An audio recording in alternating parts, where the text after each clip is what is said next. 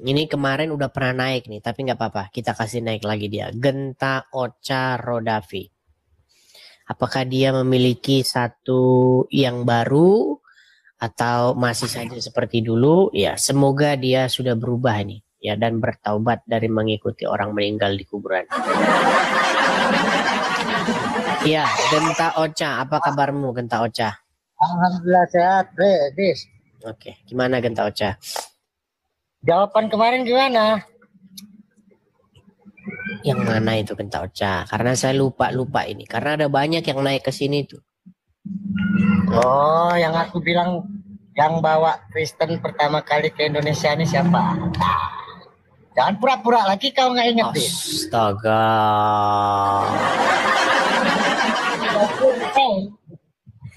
Yang kan udah saya bilang, Bang. Indonesia ini kan banyak. Udah selesai belum? Kalau udah selesai biar saya jawab. Jangan panik gitu loh. Kenapa ketika kalian bertanya giliran saya jawab panik gitu loh. Panik. Ayo coba. Udah siap belum? Siapa pertama kali bawa Kristen ke Indonesia? Diulang lagi kan? Diulang lagi kan? Coba. Iya, ke daerah mana dulu? Contohnya misalnya ke daerah Sumatera Utara, itu ada yang namanya no mention. Daerah Jawa dulu aja kita ambil. Oke, baik, kita lihat di internet ya. Siapa yang membawa Islam ke tanah Jawa ya? Gimana? Kau sejarah agama kau aja kau nggak ngerti, Dis. Aduh. Gimana? Ya beda-beda, setiap pulau beda-beda. Sejarah datangnya Kristen ke tanah Jawa. Ke tanah Jawa. Ya beda-beda gimana? Setiap pulau tuh beda. Nih, baik, saya bacakan. Sejarah Kristen di tanah Jawa pertama kali itu dimulai. Kau sendiri aja kau nggak ngerti, Dis. Aduh ampun. Dijawab marah-marah. Gimana sih? Kau bilang ilmu kau tinggi, Dis. Kalau agama kau Ini sendiri sedang kau saya nggak jawab ngerti. ini. Astagfirullah. Sedang saya jawab nih. Aduh. Gimana? Datang-datang marah-marah kesurupan. Lagian mau yang datang membawa Kristen ke Indonesia itu mau Udin mau Joko, itu yang menjadi masalah apa? Cara agama sendiri lihat internet.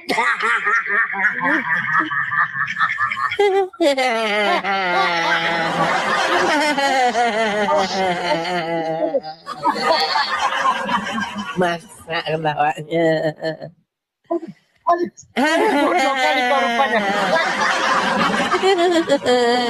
Lucu ya. Waduh, masih aku, Dis. Aduh. Ih, maksa bener ketawanya.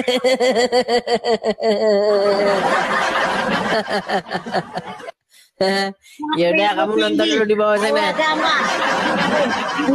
Coba apalah urgensinya teman-teman, siapa yang membawa Kristen ke Indonesia? Urgensinya itu apa? Terus kalau misalnya yang bawa Udin berarti jadi salah gitu. Saya tidak habis pikir ya. Saya pikir mereka itu mau membahas isi atau ajaran Kristen itu gitu loh. Di mana kesalahannya gitu. Ternyata cuma siapa yang membawa ke sini. Begini loh, logikanya itu begini loh. Kristen itu tidak jadi benar ataupun tidak jadi salah karena yang bawa ke Indonesia itu namanya Udin atau Joko. Ini logika kalian itu di mana gitu loh. Aduh, memang berat ngomong sama mereka ini, saudara. Dibutuhkan yang namanya energi yang banyak, teman-teman. Perlu kita oskadon, paramek, panadol, nah itu perlu. Besok saya harus pakai koyo di sini nih dua-duanya. Bang, kenapa pakai koyo? Pusing ngadepin kalian. Besok saya pakai koyo dulu lah, besok pakai koyo saya. Oke, kita kasih naik ada Bang Beng. Oh, dia naik lagi dia Bang Beng. Bang Beng batu-batu. Ya, silakan Bang Beng, nyalakan kamera dulu ya. Ya sesuai dengan judulnya itu, asal mikir dikit aja ya pasti keluar dari agama Islam. Ya, silakan Bang Beng, apa yang mau Anda bahas nih? Yang tadi lanjutin yang kamu kick saya 2 kali. Sebenarnya nggak perlu di-kick kalau diskusi. Kita kan dapat edukasi, betul nggak? Ya masalahnya kamu aja batuk-batuk terus, gimana? Jawab juga enggak, gimana? Lagi cuaca di Jakarta. Aku kan nggak tahu Jakarta lagi hujan lebat banjir. Sekarang kita lanjutin nih yang tadi siang. Begini, coba kamu simak ya, jangan saya sampai ngulangi lagi nih. Apakah kamu setuju bahwa yang diajarkan Yesus dengan yang diajarkan Muhammad itu berkontradiksi? Tidak setuju. Baik. Apakah kamu tahu bahwa Tuhan Yesus mengajarkan bahwa di dalam hidup yang akan datang, di dalam hidup setelah kebangkitan orang mati, itu tidak ada kawin dan dikawinkan? Tahu itu? Enggak, tahu itu enggak? Inilah kamu ini kalau ditanya, kamu tahu itu enggak? Enggak. Oke, baik, saya tunjukkan. Langsung saya bacakan saja lah biar nggak buang-buang waktu. Gini, pernah ada satu sekte atau satu golongan dari orang Yahudi dari sekte Saduki. Nah, orang-orang Saduki ini mereka itu tidak males ya sama kamu nih. Iya, kamu udah dengar itu. Udah kamu bahas. Terus bagaimana kamu bilang nggak tahu? Gimana? Kan dapat sepaham seilmu yang Edis dapat. Oke, paham kan sampai sini? Oke. Dan orang lain, apalagi bicara keimanan ini sensitif. Dia dapat juga pemahaman dia yang dia dapat dari yang diimaninya. Ketika berbeda, kan saya mirroring. Itulah bedanya Islam sama Kristen. Selesai nggak? Ketika iya, berarti kesimpulannya apa yang diajarkan Muhammad dengan apa yang diajarkan Yesus kan bertolak belakang. Kamu tadi datanya udah sejak, masa diulang lagi sih, Dis? Jadi pinter dong. Iya, udah buntu ini ngomong sama kamu, buntu. Ya, kamu dibawa saja. Enggak ada ujungnya nih kalau ngomong begini. Ngomong udah dibilang beda yang diajarkan. Satu mengajarkan manusia besok tidak ada kawin-mawin, satu mengajarkan bukan cuma kawin-kawin, pesta. Gimana?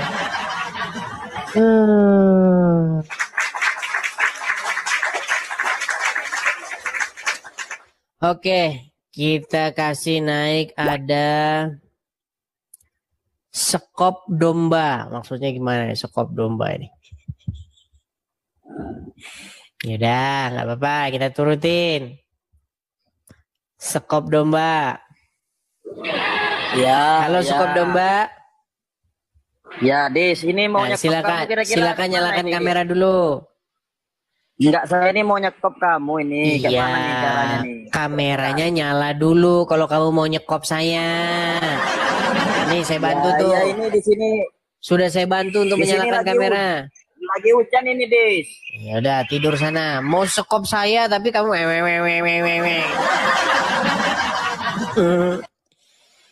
Gimana kamu mau menyekop saya? Nyalakan kamera aja kamu gak berani.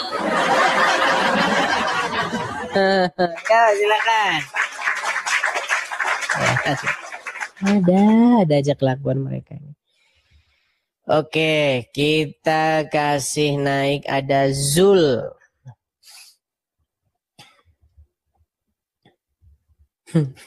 Mau menyekop Edis. Tapi gimana ini cara nyalakan kamera? Ya Zul. Halo Zul, apakah Anda Muslim? No. Ya, Muslim Zul. Muslim. Oke, jangan ada asap-asap suara anu Zul. Ada asap-asap begitu. Umur berapa Zul Anda ini? Oh ya ya, ya. Oh, maaf. Anda umur berapa ini?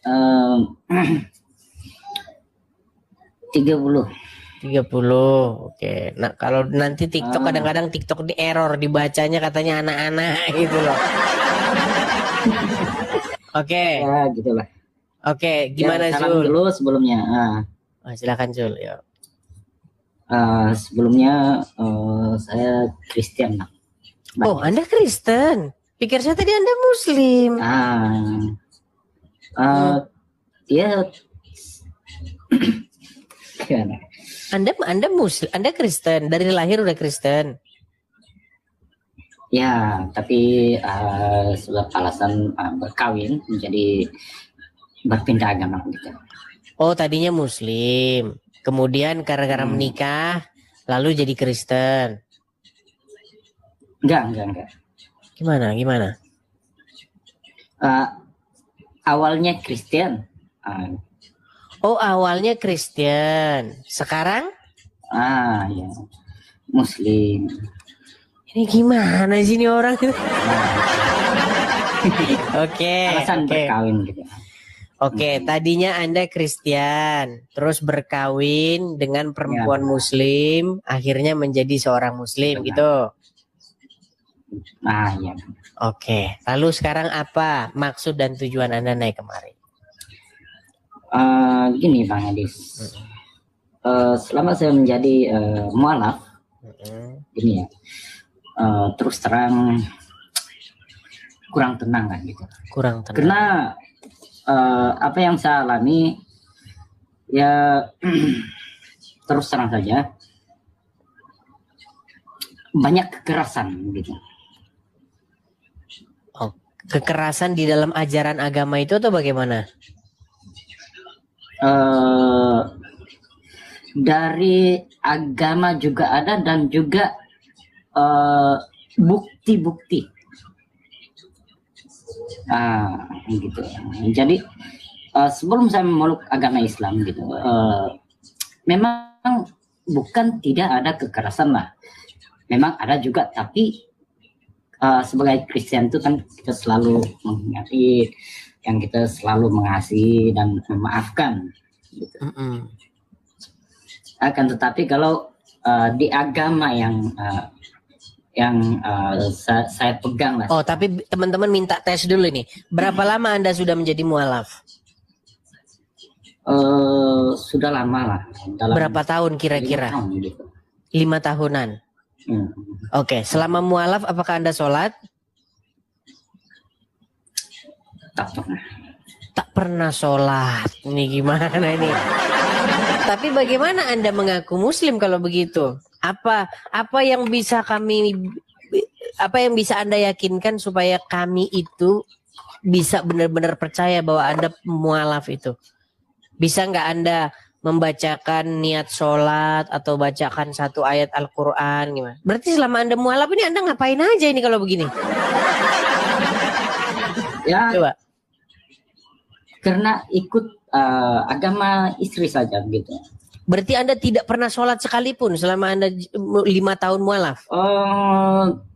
Gini Bang Edis, selama saya masuk Islam, memang saya ada pernah sholat juga lah. Dan juga pernah belajar, tapi setelah istri saya meninggalkan saya pun secara otomatis gitu kehilangan akal dan tidak memperdulikan agama yang saya ikuti. Oke. Coba buktikan bahwa Anda memang pernah sholat itu. Gimana coba bacaan sholatnya gimana? Karena tes ujian seorang muslim atau enggak itu bisa membunyikan huruf Arab. Silakan.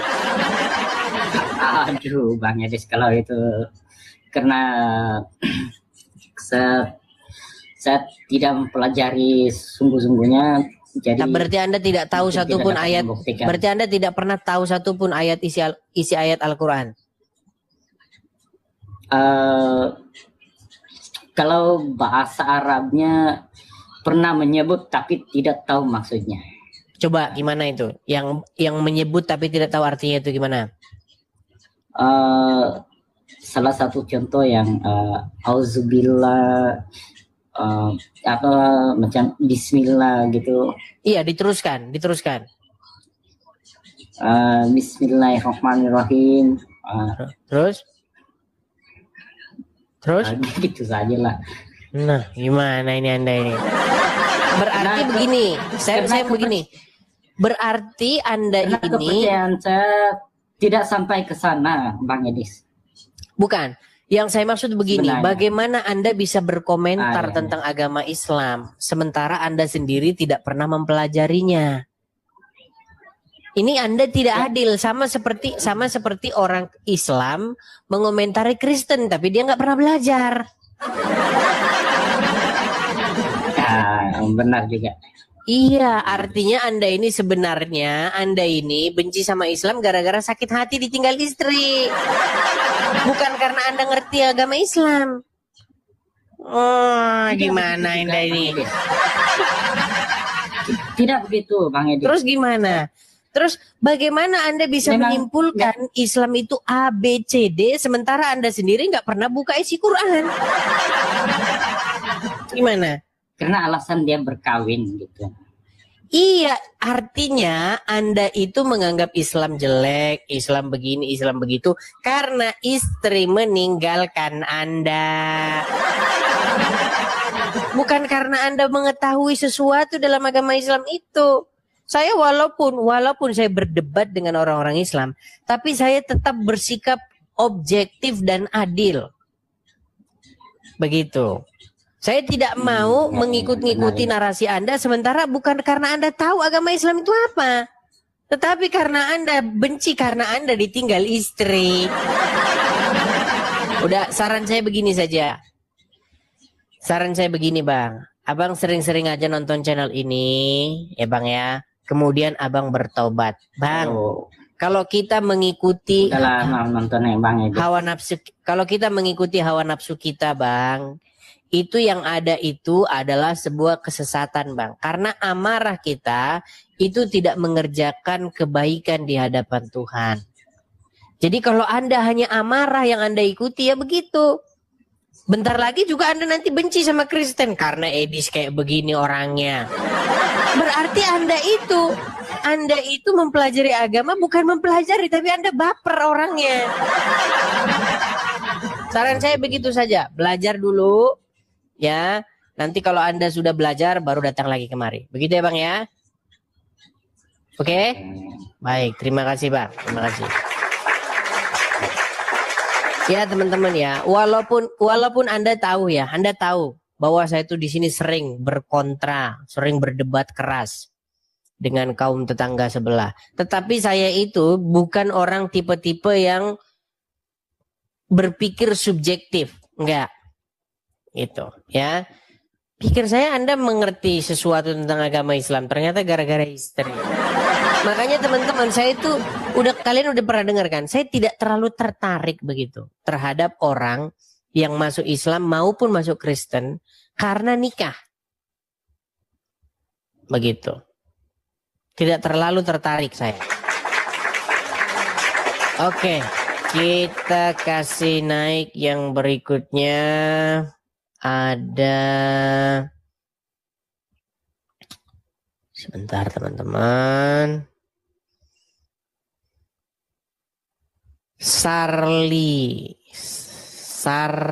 Sarlimasi. Coba Sarlimasi.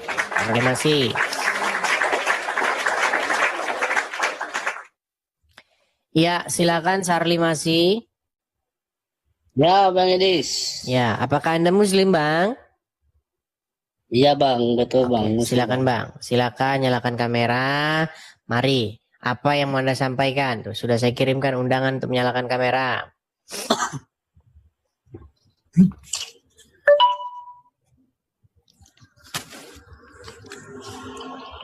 Halo?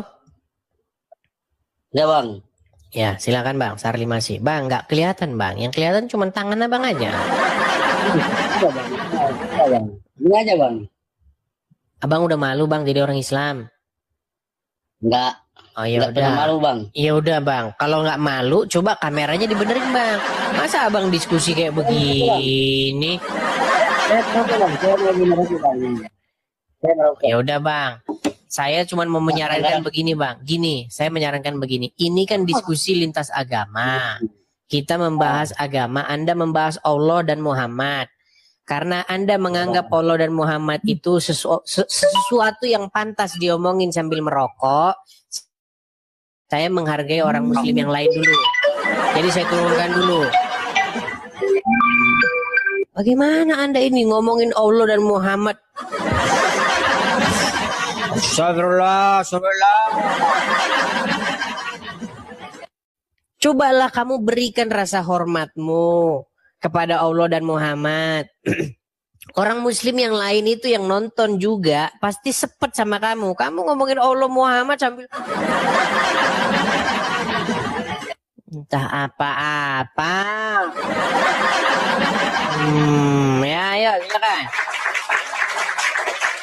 Bagus dulu kamu itu. Ngomongin Allah aja kamu sambil begitu. Kita kasih naik ada Grosen. Grosen. Oke, Grosen terpental. Kita kasih naik ada Safwani.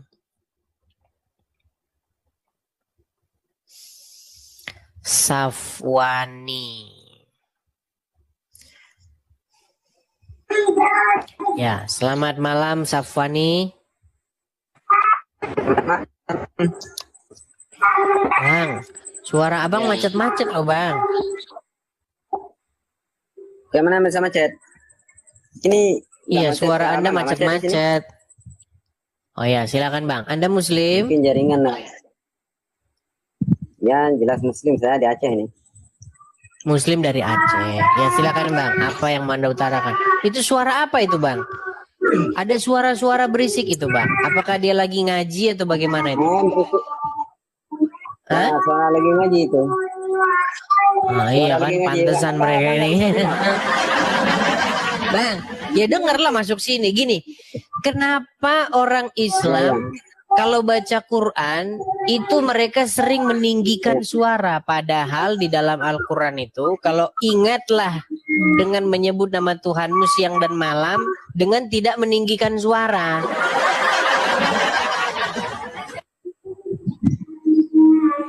Gimana itu nggak meninggikan suara? Itu udah pakai toa loh bang, pakai toa, bukan cuma meninggikan suara bang. Artinya meningkatkan suara menjadi satu desa. Dengar, saya akan bacakan satu surat kepada Anda. Ya, sebentar. Abang ini nggak tahu. Punya Islam di luar aja. Kalau di dalam, abang mungkin belum tahu sebenarnya bagaimana Bang, Islam sebenarnya. tidak ada orang Islam yang ngerti agama Islam lebih daripada saya. Baik, saya akan bacakan kepada Anda surat Al-Isra ayat 205 ya. Ya. Memang luar biasa mereka ini. Saya balik dulu kamera saya bang ya. Di dalam Al-Quran itu bang, dibilang bang, kalau Anda membaca Al-Quran mengingat Allah, nggak usah lah bang jerit-jerit kayak begitu, apalagi tambah toa. Oke, kelihatan bang? Ini surat Al-Quran, betul? Ya. Jangan macet bang. Oke, coba Anda yang baca. Baca. Ya. Apa ini? Coba baca. Kurang terang. Oke, saya yang bacakan. Gini aja, Bang. Gini aja. Saya yang bacakan. Pantesan dia buta huruf. Ternyata dia memang nggak bisa baca. Oke, saya bacakan ya. Dan sebutlah nama Tuhanmu dalam hatimu dengan merendahkan diri dan rasa takut, dan dengan tidak mengeraskan suara. Nah, kalau kalian ketemu mengeraskan suara, jangan mengeraskan suara. Nah, artinya harus pakai toa. Padahal di sini sudah dikatakan dengan tidak mengeraskan suara di waktu pagi dan petang. Dan janganlah kamu termasuk orang-orang yang lalai. Ini sudah ada ayat Qur'annya, Bang. Kalau dibilang jangan atau dengan tidak mengeraskan suara, justru malah umat muslim dengan memakai toa. Makanya Bang, selama saya ini belajar agama Islam, Bang, apa isi agama Islam itu bertentangan dengan apa yang diajarin ustadz-ustadz. Apa kamu medis? Itu kamu udah baca sendiri pun nggak tahu itu artinya. Ya Apa udah, itu? coba nih. Itu Oke, kan kita bacakan kamu tafsirnya ya. Yang dan Kita bacakan tafsirnya mau. coba yang itu dulu. Jangan lain, jangan ke tempat lain. Yang tadi dulu, yang tadi. Coba yang tadi. Coba. Dulu. Itu kan siang dan petang, karena kan ini malam. Itu kan bukan untuk mengingat nama Allah. Itu kan belajar anak-anak. Belajar kalau dia nggak bisa nggak ada Baik, semuanya. kita bacakan tafsirnya ya. Kita bacakan tafsirnya. Kamu goblok, ini.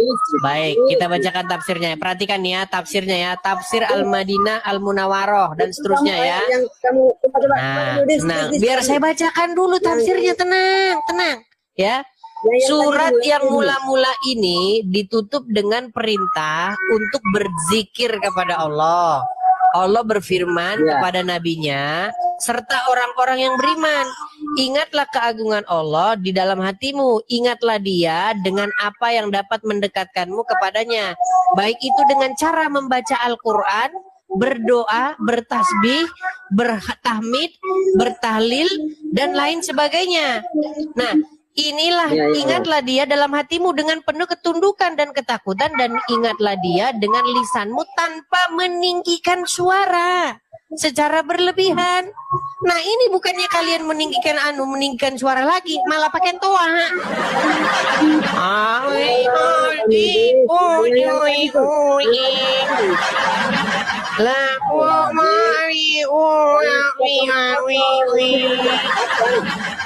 Bang, kasihan tetangga Anda yang sakit gigi. Kamu kan udah jelasin. Tadi, silakan. sekarang biar saya jelasin. Tadi kan Tapi suruh diam dulu itu. Itu suruh diam dulu karena suaranya mengganggu. Kalau bilang nggak ada istilah yang mengganggu. Tahu kau? Bang, dia pakai toa nggak itu yang di samping itu? Kalau pelajarin Islam, ini dis. Enggak, saya tanya dulu. Bang, pakai toa nggak itu? Kalau mau pelajarin Islam, mau Ditanya pakai toa nggak, dia malu, dia jawab, dia malu, dia menjawab. Saya tanya dulu, Safwani, saya tanya, dia pakai toa nggak itu ngajinya? Pakai toa. Kenapa harus pakai toa? Malam apa petang itu? Saya Justru ini sudah malam, Pean. Siang dan petang itu bukan menunjukkan siang dan petang itu menunjukkan artinya setiap saat, mau siang mau petang. Loh, kalau Anda hanya Oke, berarti kalau Anda punya pikiran begitu, mengingat Allah siang dan petang, berarti malam nggak usah mengingat Allah ya. Sebentar. Menurut Anda, di situ dikatakan mengingat Allah dalam siang maupun petang. Berarti malam nggak usah Allah diingat-ingat, betul? Siang dan petang. Aduh, kamu ini. Yang atau gini aja dah. Gini aja. Itu anak-anak membaca huruf-huruf Arab atau mengaji, ya kan? Lalu dibikin ketoa, suaranya keluar. Menurut Anda itu ganggu tetangga nggak? Enggak. Di sini enggak.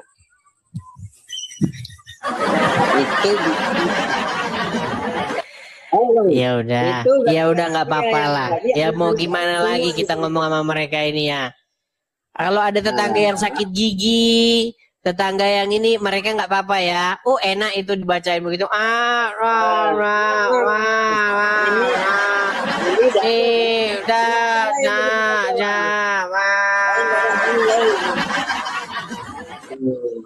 Kan lain daripada daerah yang lain di Aceh.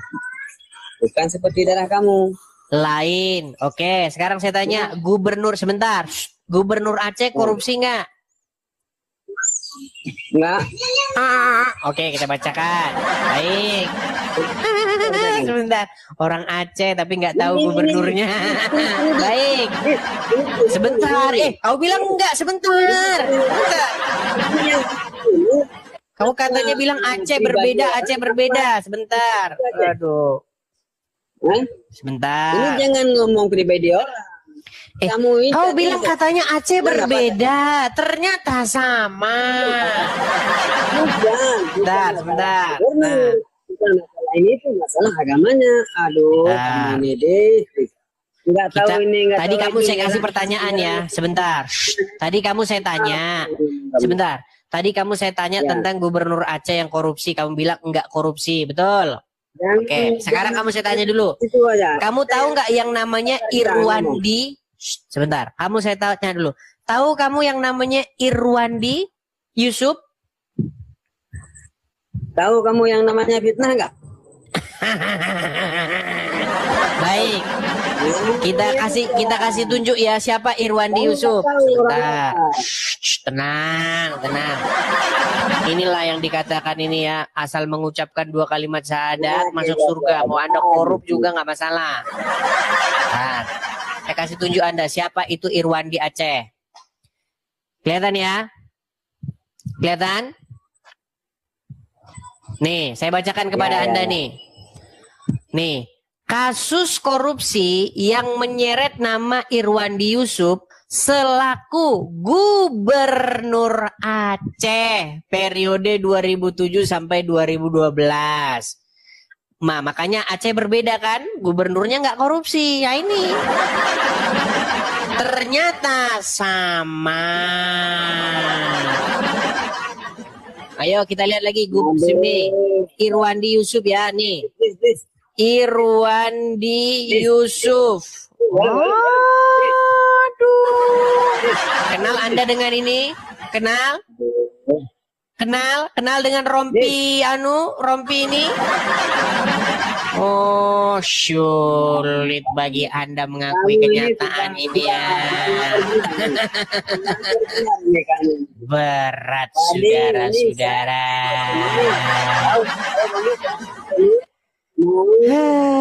Interaksi antara Islam Kristen. Tapi kamu bagaimana ini? Ayo kita bacakan nih. Kelihatan nih ya, nih. Siapa Irwandi Yusuf nih? Adalah seorang politikus Indonesia, dokter hewan dan mantan aktivis gerakan Aceh Merdeka. Ia menjaga lari. Kok Anda lari? Jangan lari begitu. Ia menjabat sebagai Gubernur Aceh ke-11 dan ke-13.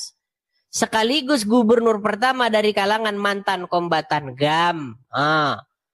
Ya kan? Inilah yang dibangga-banggakan orang Aceh pada waktu itu. Oh, ya kan? Nah, sekarang kita lihat. Nih, sebentar. Kita lihat. Apakah dia korupsi? Nih, kasus korupsi. Perhatikan. Pada tanggal 3 Juli 2018, ia ditangkap Komisi Pemberantasan Korupsi atas dugaan tertangkap tangan sedang menerima suap. Nah, suap. Babi haram, suap halal. Coba dia suruh makan babi. Oh, kamu kasih makan babi sampai jungkir balik gak akan dimakan sama dia. Makanya kalian ini mengharamkan babi. Sungguh sangat babi itu haram. Kamu kasih dia makan babi, jungkir balik dia tidak akan mau. Heran saya ini dengan kalian ini. Kalian ini hanya membangga-banggakan apa sih? Ayo silakan. Yang berikutnya kita kasih naik ada. Bentar. Saril masih, silakan. Saril masih.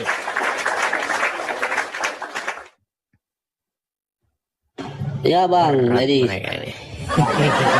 ya silakan. Silakan nyalakan kamera Anda. Saril, sebentar. Saril, Anda Muslim? Muslim bang. Ah, silakan. Ya. Saya undang dari sini untuk menyalakan kamera. Bang. Nah, ya, silakan. Jangan Ya, gelap-gelapan, Bang. Bang. Nanti Anda jadi nabi loh. Enggak. Sebentar, kenapa Anda gelap-gelapan begini? Apakah Anda sudah Emang malu? dapur ada lampunya, Bang. Gua lagi di dapur nih, Bang. Bang, itu ada lampu di belakang itu. Bang, saya tahu dalam agama Islam tuh boleh berdusta. Saya tahu itu. Cuman janganlah dipraktekkan di sini, Bang. Itu lagi ada tamu, Bang.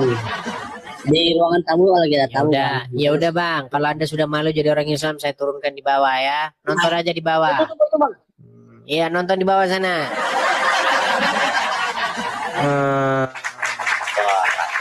Saudara-saudara. Oke. Kita kasih naik ada sebentar ya.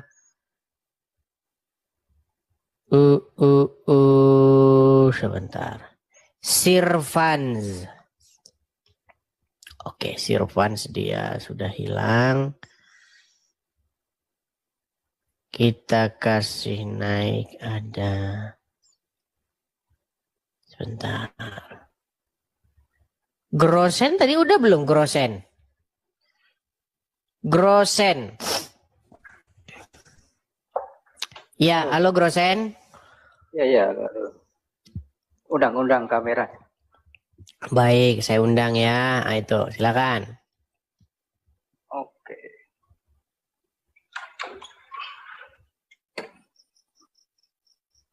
Oke. Ya. Bang Grosen, saya tanya dulu nih Anda ini Bang. Anda Muslim kah? Muslim. Ya, gimana, Mbak? Belum dijawab Bang. Anda Muslim? Silakan Bang. Apa yang mau Anda utarakan? Silakan. Gini, apa itu kan Edis pernah bilang. Bang, coba agak headsetnya agak deketin tuh Bang. Mikrofonnya itu Bang, deketin. Oke. Ya. Ya, saya ingat tadi pernah bilang kan tidak ada di dalam Al-Quran untuk perintah naik haji ataupun umroh. Nah, Makanya lah, sebentar Bang. Saya tidak bilang begitu Bang. Makanya orang Muslim ini susah sekali kalian ini bertobat. Karena Anda yang saya omong aja nggak ngerti. Dengerin saya. Ya. Saya tidak pernah bilang tidak ada perintah naik haji di dalam Al-Quran. Bukan itu yang saya bilang Bang. Yang saya bilang tidak ada di dalam Al-Quran itu perintah naik haji ke Mekah. Ya. Gini, Anda bisa nggak bedakan begini? Dilarang makan dengan dilarang makan di kantin atau di kelas. Bisa nggak Anda bedakan itu? Bisa. Nah, yang saya katakan Bang, tidak ada Bang di dalam Quran itu, wahai umat muslim, naik hajilah kalian ke Mekah. Nggak ada. Yang ada suruh naik haji, tapi bukan ke Mekah. Mekah. Ya kan? Ya. Cuman saya nanya ke temen ya. Malah ditunjukin di surat apa kemarin udah saya tulis itu. Baik, surat apa? Ayat 97 atau apa ya? Itu katanya untuk Al-Imran. Ali Imran 97. Ayat Baik. 97 katanya. Baik, Ali Imran 97 ya. Iya, dia bilang ada. Cuman ya itu saya cross check dulu dengan Oke, sebentar. Kita bacakan ya Bang ya. Iya.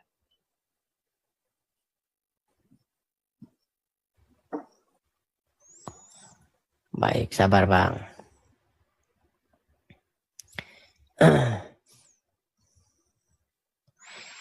Surat Ali Imran ayat yang ke-97.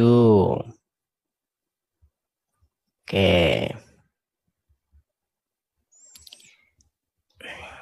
Saya balikan dulu kamera saya Bang ya. Oke.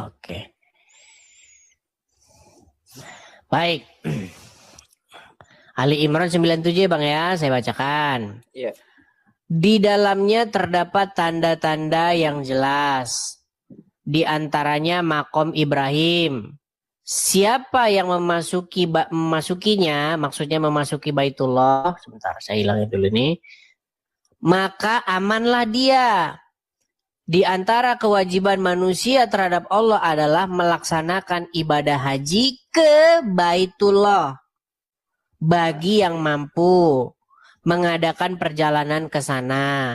Siapa yang mengingkari, maksudnya mengingkari kewajiban haji itu, maka sesungguhnya Allah Maha Kaya tidak memerlukan suatu apapun dari seluruh alam.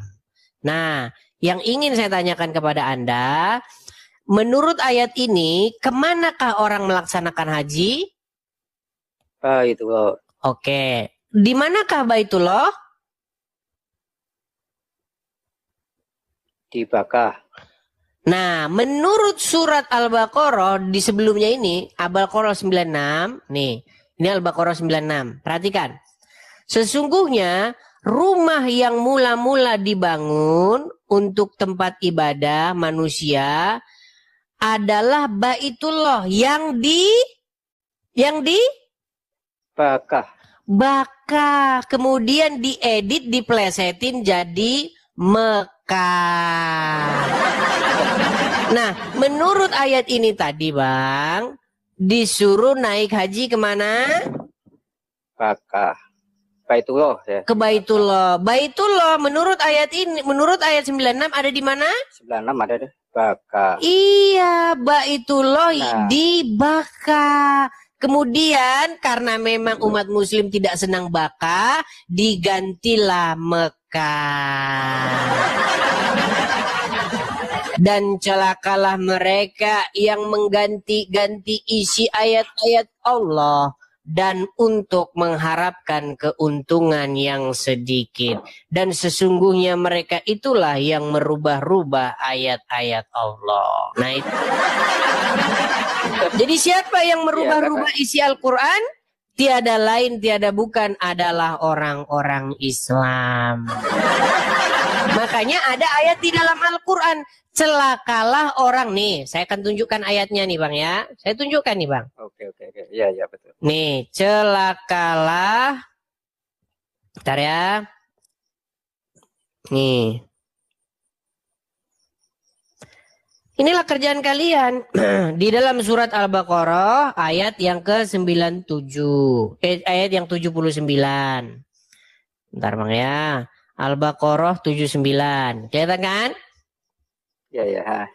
Maka kecelakaan yang besarlah bagi orang-orang yang menulis kitab dengan tangan mereka sendiri. Lalu dikatakan ini dari Allah. Dengan maksud untuk memperoleh keuntungan yang sedikit. Dengan perbuatan itu. Nah, siapa yang mengganti-ganti tadi tulisan dari Bakah menjadi Mekah? Apakah orang Kristen? Ulama. Iya. Terjemah Al-Quran ya, para ulama. Siapa yang mengatakan bahwa kitabnya dari Allah? Orang Muslim atau orang Kristen? Muslim. Iya, makanya saya bilang ayat ini berbicara tentang kalian sendiri. Ini loh. Kecelakaan besarlah bagi orang yang menulis kitab, yaitu kalian, dengan tangan mereka sendiri. Lalu dikatakannya ini dari Allah. Kan umat muslim berkata ini dari Allah, ini dari Allah, katanya kan. Dirubah Bakah menjadi Mekah. Untuk apa? Biar fulus lancar, ada bisnis umroh, bisnis naik haji. Kalau bayar lebih bisa lewat jalur khusus, jalur kilat tanpa antri. Itu. Oh, bayarnya mahal. Iya. Oke, Bang, oke. kalau orang biasa, Bang, mau naik haji harus ngantri berapa tahun? Itu dulu saya pernah daftar 12 atau 11 tahun lah. Itu tahun 2015 loh itu saya pernah daftar. Coba Anda punya fulus yang kenceng, oh cepet Bang, ngantri, jalur khusus, VIP, betul nggak? Iya. Iya. Makanya saya bilang demi fulus. Makanya Bang, lagian begini Bang, Masa sih kita itu mau berbakti kepada Tuhan, mau menghadap kepada Tuhan, harus ke tempat tertentu. Percakapan antara Tuhan Yesus dengan perempuan Samaria itu menjadi satu tolak ukur, Bang, reformasi. Ya, begini. Perempuan Samaria pernah bertanya kepada Yesus begini. Kata orang-orangmu, kata orang-orang Yahudi, ke Yerusalem lah orang menyembah. Tetapi kata kami orang-orang Samaria tidak, tetapi di Gunung Gerizim.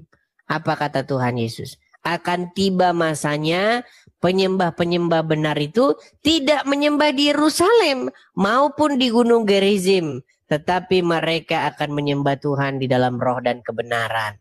Gitu, Bang.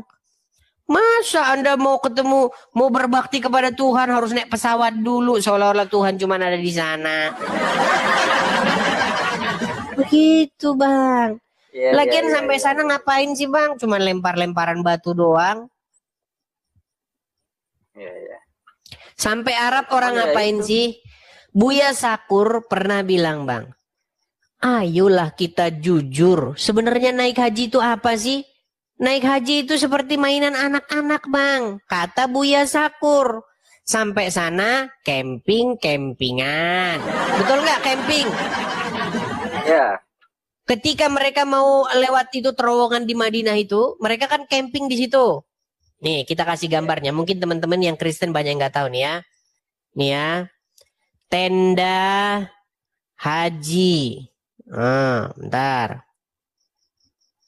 Nih di Arafah nih. Perhatikan, Bang ya. Ini kan camping-campingan nih mereka ini. Saya balikin dulu kamera saya ya. Nah ini, Bang. Tenda-tenda haji di Arafah nih. Mereka pakai tenda-tenda di sini kan? Nih. Ya, betul. Ini tenda-tenda haji nih. Tenda-tenda di Arafah nih. Nah, sampai sana camping-campingan. Oke. Setelah itu, setelah camping-campingan, Bang, nanti main lari-larian. Nih sebentar. Nih ya. Lari, Safa, dan Marwa. Nih. Nih, mereka lari Safa dan Marwa nih. Ya kan? Ya, ya. Oke, kita bacakan saja ayatnya ya. Nih. Perhatikan nih. Kelihatan ya. Lari. Ya. Berjalan antara Bukit Safa dan Marwa adalah ritual wajib dalam ibadah haji dan umroh.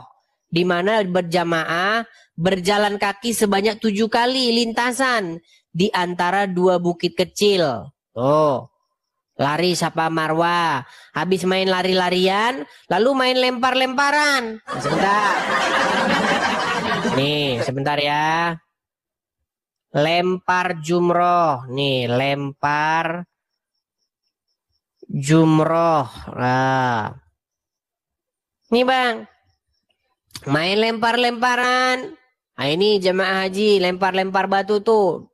Dilempar makin gede. Ini tadinya zaman dulu kecil, Bang. Nah, ini orang-orang nih main lempar-lemparan batu. Nah. Betul? Iya. Tuh, dilempar. Tuh, dilempar tuh.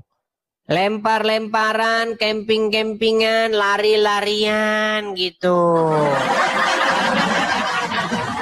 Kalau orang Arab yang penting sudah bayar visa belum, fulus belum, sudah booking hotel belum, ya makmur jaya sentosa mereka, Bang. Anda tahu nggak pendapatan mereka Arab Saudi itu dari haji, Bang? Pantesan di sana banyak sultan, ini sultan, gitu, Bang. Habis, Bang, kita dikerjain, Bang. Habis. Gitu, Bang. Oke, terima kasih. Ya itu kadang kalau nanya ke Ustadz dengan gampangnya mereka kan, saya pernah nanya juga, ini kan Bakah. Bakah itu sebenarnya kota di mana, langsung dia bilang, oh itu Bakah itu Mekah, Mekah. Setiap saya nanya Ustadz Iya. itu belum. Iya, namanya orang sudah seneng dirubah-rubah kok. Saya penasaran, saya justru pengen nyari Al-Quran yang lama yang belum pernah dirubah dan mau nyari yang tahu sejarah. Ini Bakah ini nama apa nih? Harusnya nama tempat kan, kota di sana. Di mana ini sebenarnya? Saya pengen nyari itu data-data. Apa sih susahnya bagi Allah untuk mengganti huruf B itu dengan huruf M? Kalau memang itu Mekah, kenapa Allah nggak tulis saja di situ Mekah? Kenapa harus Bakah?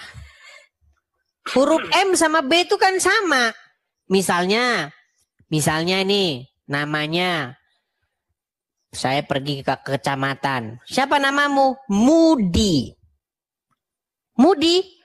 Budi. Mudi apa Budi? Sama. Loh kenapa sama? Loh sini kamu Muslim. Ya. Ini tulisannya apa? Baka. Baka itu Mekah nggak? Mekah. Oh berarti Baka sama Mekah sama. Berarti Mudi sama Budi sama. Gitu.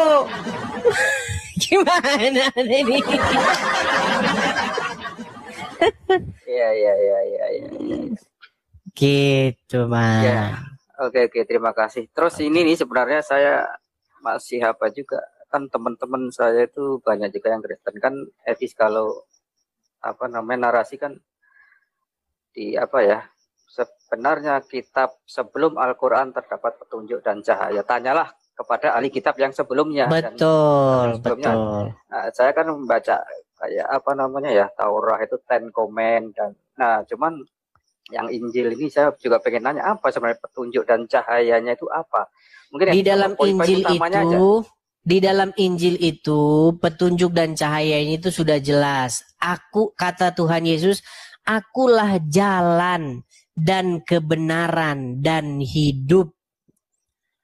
Begitu Bang. Jadi makanya kita semua manusia itu harus mengikuti Tuhan Yesus Bang. Jangan ngikutin orang yang dia sendiri tidak tahu dia mau kemana.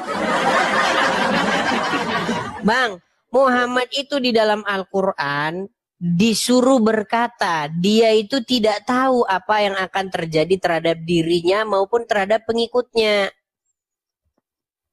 Ya, saya pernah dengar itu. Iya.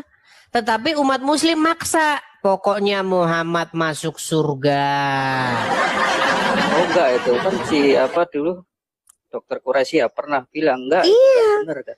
Muhammad itu pernah ditanya dia itu, apakah engkau pasti masuk surga? Muhammad bilang tidak. Sekalipun aku tidak dijamin masuk surga kecuali atas rahmat. Nah masalahnya Muhammad mendapat rahmat enggak? Di dalam Al-Quran enggak ada dikatakan Muhammad mendapat rahmat. Gitu.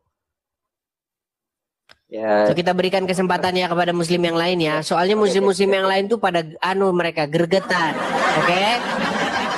Ya, saya juga kadang kasihan kayak bisa sabar gitu ngadepin orang yang ditanya A jawabnya B jadi itu. Iya. Makanya jangan cuman kasihan, harus kirim paramek, kirim bodrek.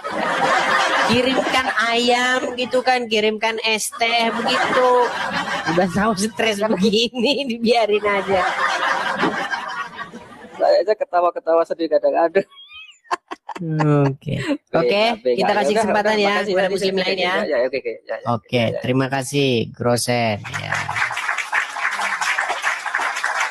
Iya, makanya kirim paramek, bodrek gitu.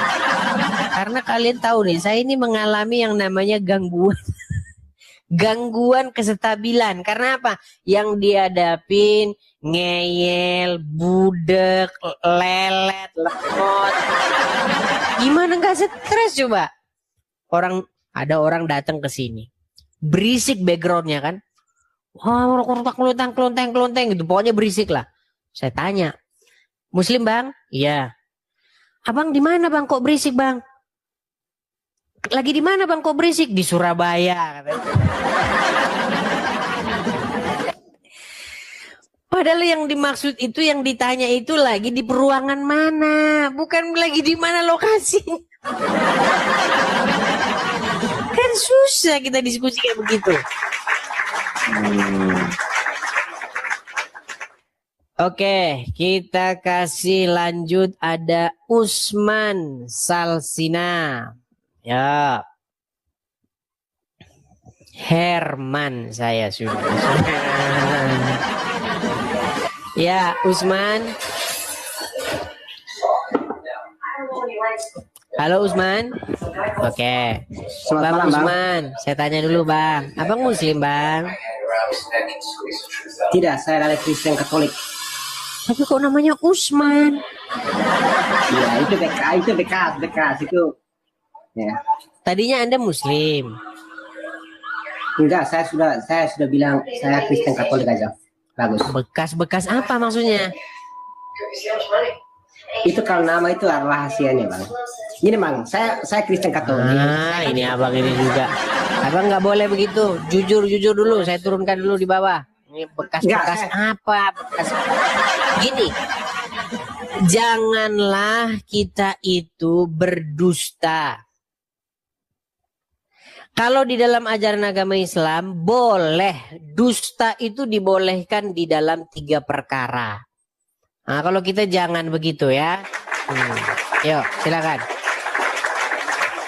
Kita kasih naik, ada Dimas Wijaya. Oke. Dimas Wijaya. Maksudnya bekas-bekas apa? Anda mau berbelit? Jangan berdusta. Yuk, Dimas Wijaya. Halo Dimas Wijaya. Agak lemot dia teman-teman. Sabar. Oke, Dimas Wijaya kita turunkan dulu ya. Kita kasih naik. Atau kita iklan dulu saja lah ya. Teman-teman sekalian, jangan lupa teman-teman ya, support acara ini teman-teman. Dengan cara tap-tap layar. Teman-teman, 1 orang 1 love orange. Ya. Dan teman-teman jangan lupa untuk menyukai, membagikan siaran ini. Teman-teman. Kalau teman-teman ada berkat berlebih, teman-teman bisa support melalui gift.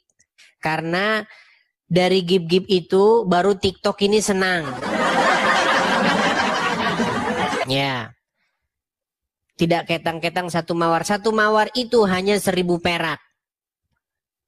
Ada orang setahun nonton saya 1 mawar pun tidak pernah ada. Seram. Anda seram. Itu untuk menguatkan Komal ini teman-teman. Karena kalian tahu TikTok ini memang perusahaan yang mata duitan. Iya. Nggak masalah itu ya. 1 mawar seperti itu. Jadi teman-teman, biar Komal kita ini kuat ya. Kuat Komal kita. Nggak sikit-sikit pelanggaran. Kau pelanggaran kau. Karena nggak ada kau udah live, nggak ada kau giftmu katanya. Memang begitu TikTok, emang begitu. Saya udah tanya-tanya, emang begitu TikTok itu memang. Jadi jangan disalahin.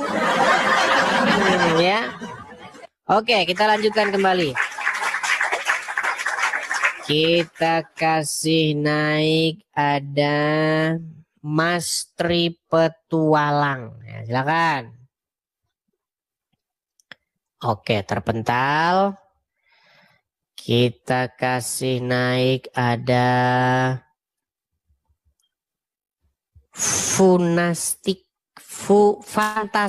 Trio. Oke, Fantastic Trio.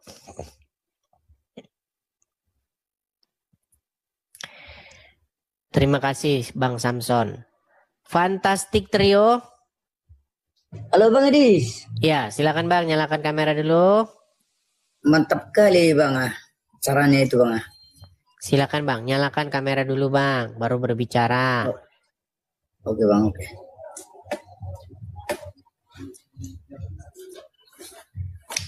Oke, silakan Bang. Abang Muslim atau Kristen?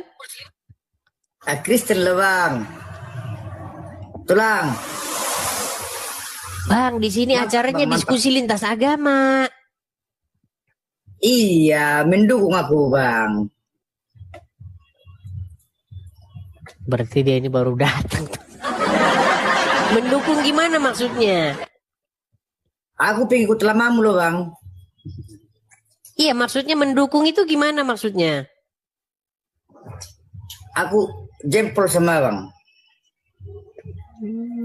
Oke lah, baik. Terima kasih, Bang. Saya turunkan dulu ya. Aduh, sulit juga. Udah menular ini dari sebelah ke kita ini. Teman-teman, sudah saya bilang, kalau teman-teman mau mendukung, ya mau mensupport, teman-teman itu cukup tap-tap layar saja. Sukai, kemudian kasih love orange, gratis kok itu semua teman-teman, gratis. Bukan datang support, mendukung. Bukan begitu caranya, aduh. Berat ini. Kalau teman-teman mau mensupport, caranya udah saya kasih tahu begitu. Kalau teman-teman bisa juga support secara finansial.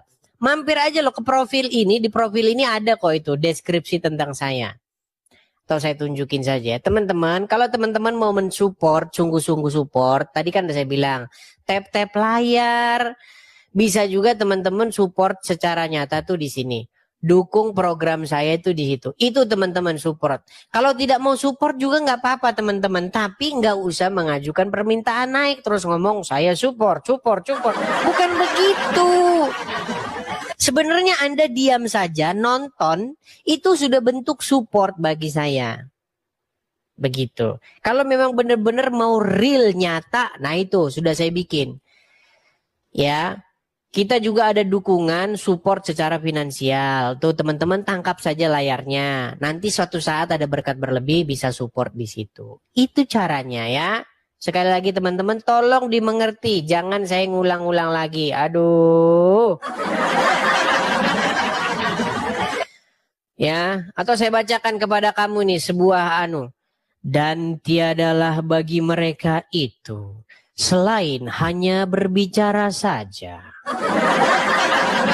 Dan mereka naik kemari untuk mengatakan suprot, tetapi hanya suprot di mulut saja. Dan tiadalah mereka itu melainkan hanya berbicara saja. Dan orang-orang yang demikian itu adalah orang-orang yang nekat. Nah, kan? Ya, seperti itu. Kalau support di situ teman-teman tuh ada di layar tuh. Teman-teman yang nonton di YouTube juga tuh ada tulisan berjalan. Teman-teman, video saya ini nggak ada iklannya. Ketika kalian lihat ya, nih, ketika kalian mengetahui konten-konten saya itu diambil di YouTube, di Facebook, di mana-mana, itu mereka dapat AdSense. Ya. Tetapi video saya itu tidak ada iklannya sama sekali. Zong. Nggak ada iklannya. Begitu. Jadi kalau teman-teman mau support, ya supportnya langsung ke tadi. Karena nggak ada. Dari iklan itu nggak ada. Sedangkan orang-orang bikin konten apa segala macam itu dapat dari iklan. Anda tanya mau Deddy Corbuzier kah, mau siapa? Semua dapat dari iklan itu. Deddy Corbuzier, Raffi Ahmad, terus apa lagi? Atta Halilintar, itu semua bikin konten. Sule, terus apa? Andre Taulani, itu dari iklan. Nah, saya nggak ada iklannya, nol, zong, nggak ada iklannya. YouTube saya yang asli ya. Begitu. Tuh teman-teman ya, oke. Kita kasih yang berikutnya ada. Sebentar teman-teman.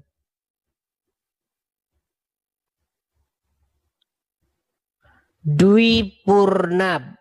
Oke. Dwi Purnabakti. Dwija ya. Dwija Purnabakti, silakan nyalakan kamera. Halo Dwija Purnabakti. Nah, kan? Menceret. Oke, kita kasih naik ada Regar. Ya, silakan Regar.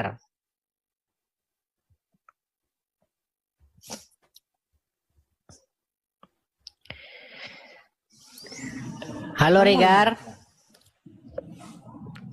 Kamu sih abang. Halo saudara Regar. Kan naik, tapi sudah dinaikin, diam. Kita bersihkan dulu ya. Kadang-kadang mereka ini teman-teman ngajukan permintaan naik tuh nggak sadar. Itu karena dia mungkin baru nginstal TikTok, nggak tahu TikToknya apa gitu kan. Oke, kita putar dulu ya, kita bersihkan dulu tamu-tamunya.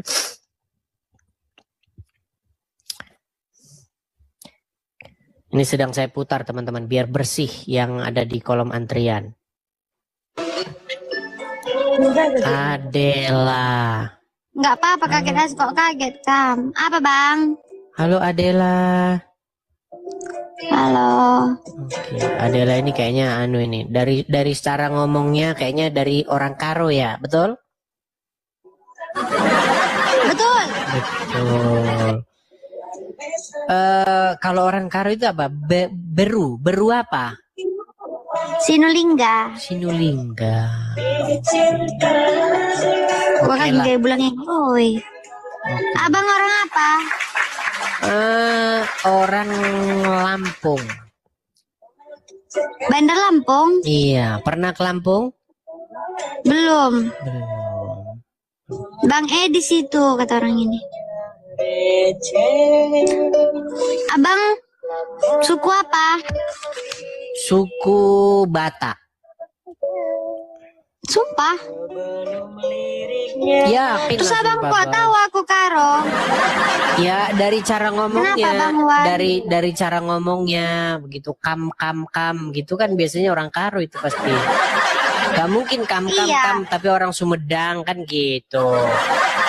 Iya, tapi kok bisa tahu ya gitu? Ya tahu lah, masa nggak tahu. Bisa-bisanya Tapi tahu. ngomong-ngomong Adel, itu filtermu filter apa itu? Kenapa jadi begitu? Coba tanpa filter coba. Kenapa?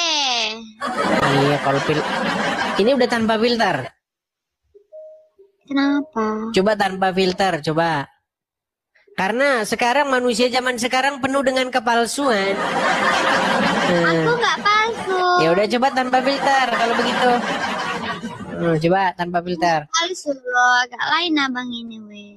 Iya maksudnya kalau cuma filteran saya juga bisa jadi cantik sebentar. Saya bikin filter saya yang cantik ya. Coba abang jadi Oh cantik. bisa, saya bikin saya jadi cantik bisa sebentar. Sabar. Ku bikin saya jadi Artis cantik abang. ya. Abang artis. Waduh. Kenapa abang Apaan? jadi pucat kayak gitu? Nah, bisa kan saya kalau jadi cantik ya. Bisa. Coba hilangin filternya. Jir kata orang ini. Nah, ya udahlah kalau begitu. Ya udahlah Adel. Terima kasih ya. Selamat malam Adel. Abang Edis TV itu Edis apa? Jelas. Nyanyi. Kalau orang cantik bisa orang filteran sekarang ini saudara-saudara. Ya jangan penuh kepalsuan. Kita yang orisinil saja kenapa sih? Oh orisinil toh. Kita kasih naik ada. Saya itu teman-teman orangnya itu paling orisinil teman-teman. Saking orisinilnya disangkain saya nggak menghargai. Lu iya. Datang ke sebuah acara pakai sandal jepit. pakai ya memang begitu sehari-harinya juga begitu gimana. Oke, ayo kita kasih naik ada sebentar ya. Kurizuto. Ya, silakan Kurizuto. Halo Kurizuto. Muslim ya Halo, Bang? selamat malam Bang Edis. Selamat malam juga Bang. Muslim ya Bang ya? Kebetulan saya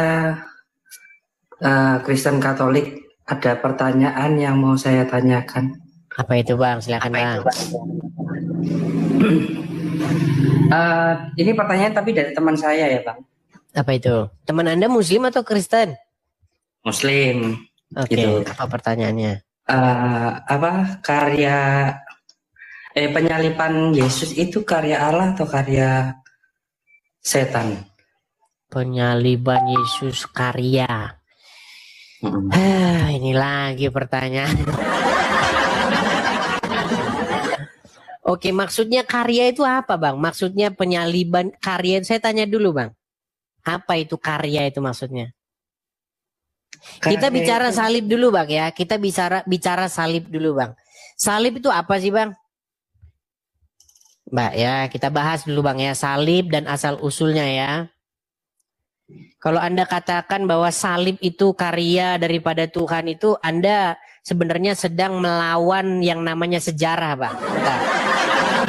Kadang-kadang kita ngomong salib ini Anda nggak ngerti salib yang saya maksud itu apa ya. Bentar. Sabar ya Bang ya. Sabar Bang. Salib itu Bang, itu bentuk daripada penyiksaan Bang. Nih ya, saya kasih tunjuk kepada Anda asal usul salib ya.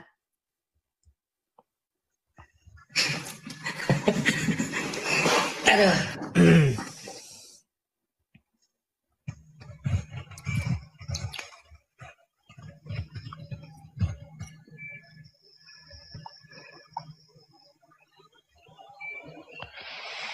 Sabar ya Bang ya. Oke, sumber kita dari Wikipedia ya Bang ya. Nih. Kita akan bacakan dulu sumber-sumber ya. Oke. Nih Bang ya. Gak apa-apa Bang. Gak apa-apa, kita turutin maunya mereka. Nih. Penyaliban adalah salah satu bentuk hukuman yang diterapkan dalam Kekaisaran Romawi. Dan orang-orang yang paling terkenal karena hukuman salib oleh pemerintahan Romawi adalah Yesus Kristus. Nih, asal usulnya dari mana ya Bang ya, kita bacakan. Penyaliban adalah metode eksekusi hukuman mati di mana terpidana diikat atau dipaku pada kayu salib besar atau balok atau tiang pancang yang dibiarkan tergantung hingga akhirnya meninggal dan dapat berlangsung dalam hitungan menit hingga hari. Metode ini merupakan salah satu bentuk eksekusi terkejam yang pernah ada di dunia, di mana terpidana diikat atau dipaku pada salib atau kayu besar, balok ataupun tiang pancang yang dibiarkannya tergantung hingga akhirnya mati. Kematian merupakan suatu hal yang sangat diinginkan oleh orang yang disalib karena tersiksa sekali Bang. Nah jadi menurut Anda cara menyiksa manusia begini itu ini adalah karya daripada Tuhan ya. Jadi Tuhanlah yang membuat atau mengajari manusia menyalib ini menurut Anda ya. Betul? Ya. Betul. Makanya teman-teman, di satu pihak kadang-kadang saya menghadapi orang-orang RT sebelah, tapi di lain pihak kadang-kadang kita menghadapi orang-orang kayak begini. Bang, makanya Bang, waktu saya diskusi itu disimak dulu Bang. Waktu kita berkata salib, yang saya maksud salib itu apa sih Bang? Salib itu atau penyaliban itu adalah sebuah metode cara mengeksekusi mati seseorang. Nih saya balik dulu kamera saya Bang ya. Saya balik dulu Bang ya. Bang, sekarang itu masih dikenal dengan istilah hukuman mati. Ada dengan cara disuntik. Ada dengan cara disetrum, di kursi setrum. Ada dengan cara ditembak mati, ada dengan cara digantung. Nah, zaman dulu Bang, metode-metodenya itu tidak manusiawi, tetapi penyiksaan Bang.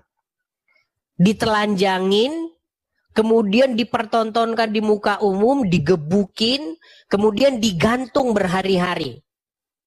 Menurut Anda nih, orang terinspirasi bikin metode eksekusi mati seperti itu, dia terinspirasi dari Bapa di sorga. Itu menurut Anda? Itu menurut Anda? Ya. Astaga.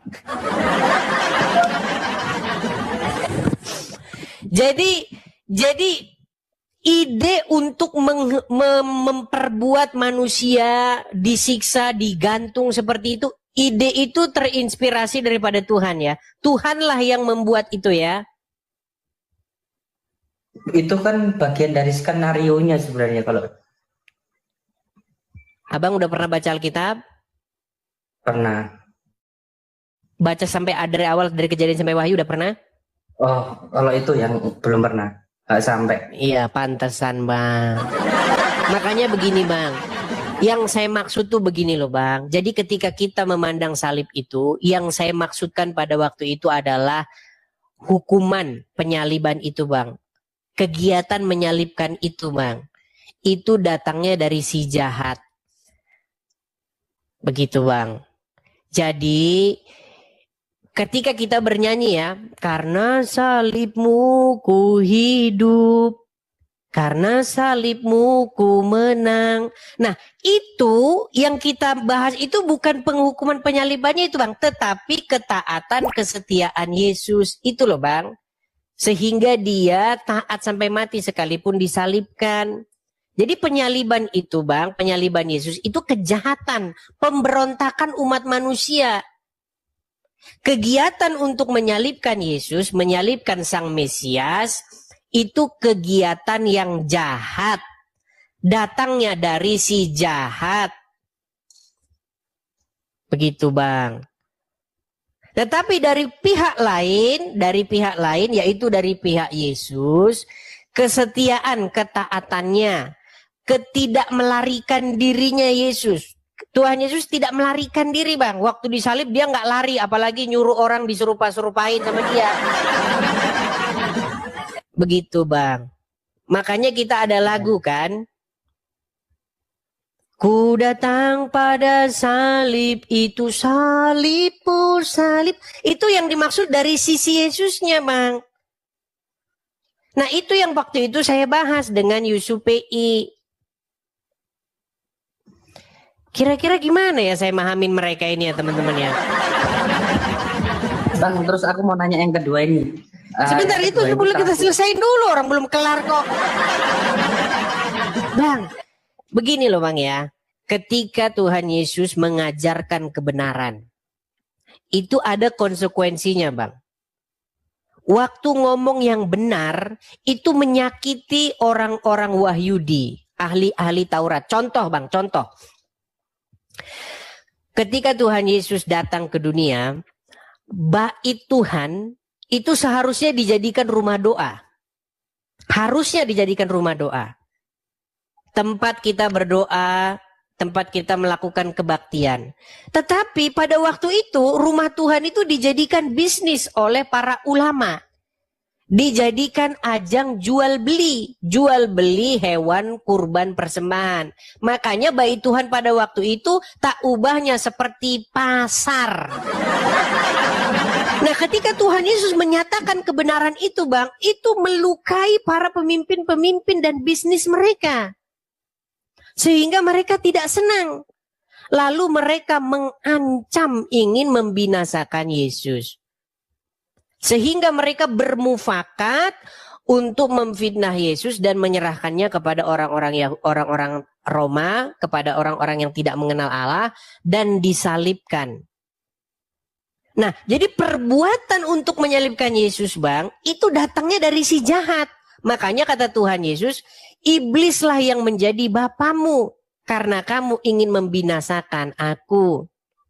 Tetapi dari pihak Bapa di sorga, jangan lari dari penyaliban itu. Ketika Tuhan Yesus menghadapi ancaman, menghadapi sekalipun penyaliban, jangan lari. Seperti nabi tetangga sebelah. Kita hadapi Bang, kita hadapi. Sekalipun dengan penyaliban kita hadapi. Seperti itu Bang. Nah, kesetiaan, ketaatan Yesus, sekalipun disalibkan itu sampai titik darah penghabisan. Nah itulah Bang keselamatan kita. Begitu. Kalau nggak paham-paham juga ya susah kalau begini. Udah Bang. Iya nggak ya? Saya tanya ada paham nggak? Paham. Oke, sekarang satu contoh nih, satu contoh. Kita kasih contoh yang ini. Semoga nggak ada lagi Bang yang nanya-nanya ini lagi besok. Saya kasih contoh Bang. Kalau Anda seorang penginjil Bang. Oke, Anda memberitakan firman Tuhan. Ada resikonya nggak Bang? Pasti. Pasti ada resikonya. Misal Bang, misalnya gara-gara Anda memberitakan Injil, rumah Anda dibakar sama kadrun misalnya. Nah, tetapi Bang, Anda tidak melakukan pembalasan. Anda tetap setia memegang teguh firman Tuhan. Nah, karena Anda tetap setia memegang teguh firman Tuhan, Anda tidak membalas kejahatan tersebut, Anda tidak ngerahkan massa untuk membalas kadrun, Anda tetap baik, Anda tetap balas dengan kebaikan. Akhirnya Bang, akhirnya kabar tentang rumah Anda dibakar ini sampailah kepada orang banyak, sampai kepada orang-orang Kristen. Lalu akhirnya Bang rumah Anda yang tadinya gubuk rumah Anda itu yang dibakar itu. Lalu dibangun jadi rumah yang lebih besar, lebih baik. Pertanyaan saya kepada Anda. Apakah orang-orang yang membakar rumah Anda itu punya niatan supaya rumah Anda jadi besar atau gimana? Enggak. Oke. Apakah orang-orang yang membakar rumah Anda itu mereka berjasa membuat rumah Anda jadi besar? Kalau diambil positifnya ya berjasa. Ya kalau berjasa Bang, Abang harus ucapkan terima kasih sama mereka. Maksudnya begini, kalau berjasa mereka itu harusnya tidak ditangkap polisi Bang. Mereka itu tidak berjasa Bang, karena niatan mereka itu buruk. Sama seperti orang-orang yang menyalib Yesus itu Bang. Niatan mereka itu ingin membinasakan. Ya Bang. Niatan mereka itu niatan jahat. Sama seperti orang yang membakar rumah Anda. Niatan mereka niatan jahat. Tetapi Bang, keinginan mereka tidak terjadi. Maksudnya tidak terjadi di situ artinya rumah Anda itu tidak selamanya terbakar begitu terus hangus. Enggak. Ternyata niatan mereka itu ditunggang balikkan oleh Bapa di surga. Mereka ingin membakar rumah Anda, mereka ingin membinasakan rumah Anda, lenyap selama-lamanya. Ternyata itu hanya berlangsung 3 hari saja.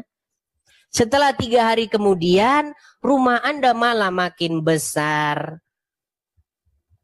Kan begitu. Sama dengan peristiwa penyaliban itu kurang lebih begitu Bang. Niatan mereka itu ya niatan jahat. Niatan mereka ingin membinasakan Yesus. Tetapi Bapa di surga membangkitkan Yesus pada hari yang ketiga. Begitu Bang. Jadi kalau pertanyaan Anda, karya penyaliban itu karya siapa? Yang Anda maksud ini penyaliban mana maksudnya?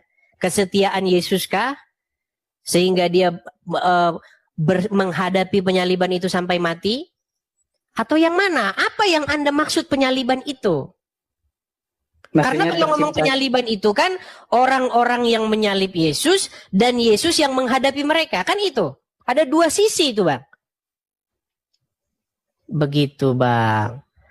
Tetapi kalau yang Anda maksud penyaliban di situ maksudnya adalah kesetiaan Yesus kepada Bapa di surga, rela disalibkan, itu tentu datang dari pihak Bapa di surga. Begitu Bang.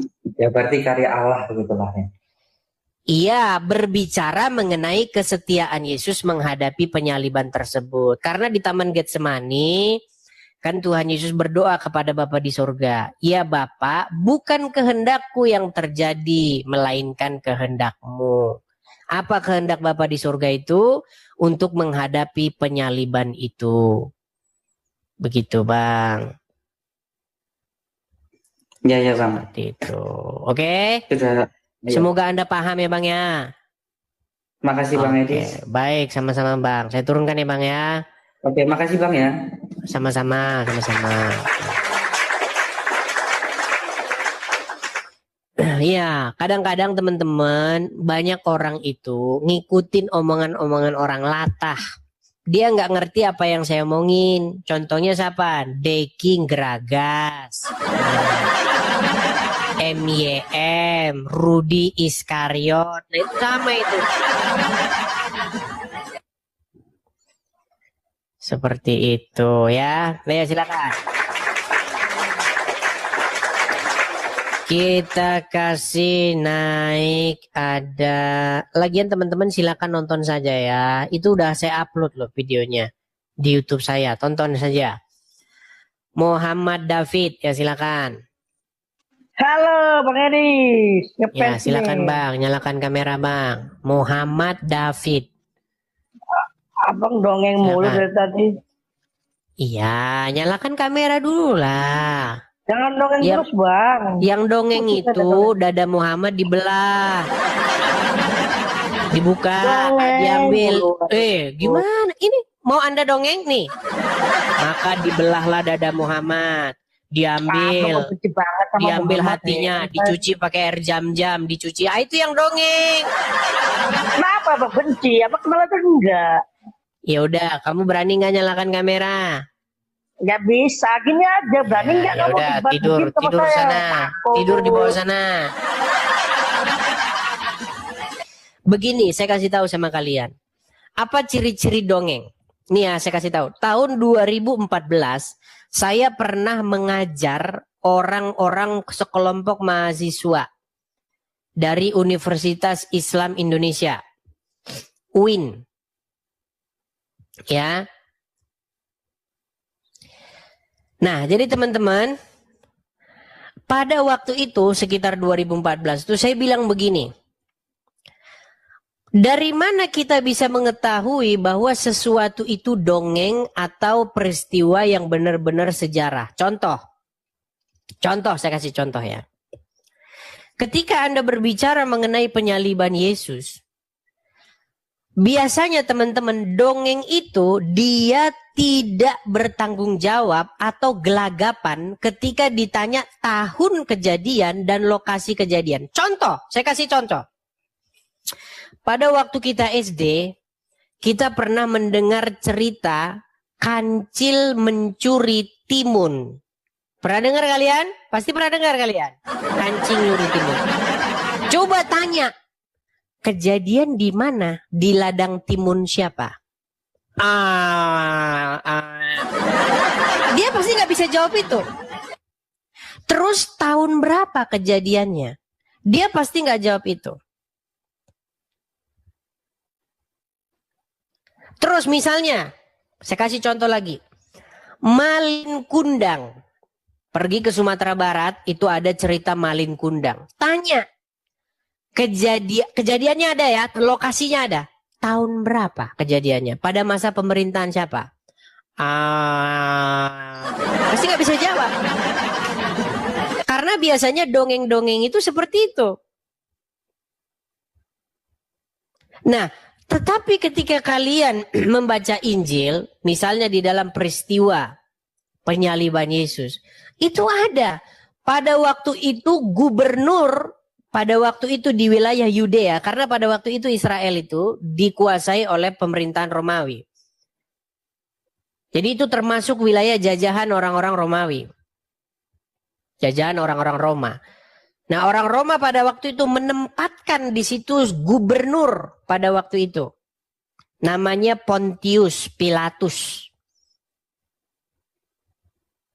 Ada. pada waktu Pontius Pilatus menjabat sebagai gubernur di wilayah itu. Dan Herodes sebagai raja wilayah. Ada tempat kejadiannya, lokasinya ada, tempat kejadiannya ada. Sekarang saya tanya balik. Muhammad dilahirkan pada masa pemerintahan siapa? Memble kau. Orang muslim sampai hari ini suruh tak jawab. Pada masa pemerintahan siapakah Muhammad dilahirkan? Gak akan bisa jawab. Makanya ada satu buku. Buku itu ditulis oleh Robert Spencer. Yang berjudul Did Muhammad Exist? Apakah Muhammad itu benar-benar pernah ada? Kalau kita baca Injil, Yesus dilahirkan pada masa pemerintahan siapa? Pada waktu itu Kaisar Agustus yang memerintah pada waktu itu. Dilahirkan pada masa pemerintahan Kaisar Agustus, disalibkan pada masa Gubernur Pontius Pilatus. Ada.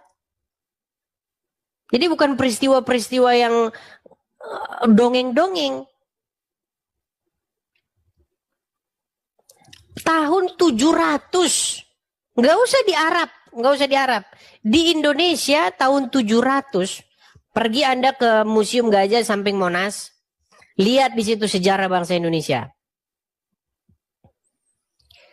Bahkan kerajaan tertua di Nusantara, di Indonesia, dulu namanya belum Indonesia, itu adalah Kerajaan Kutai Kartanegara.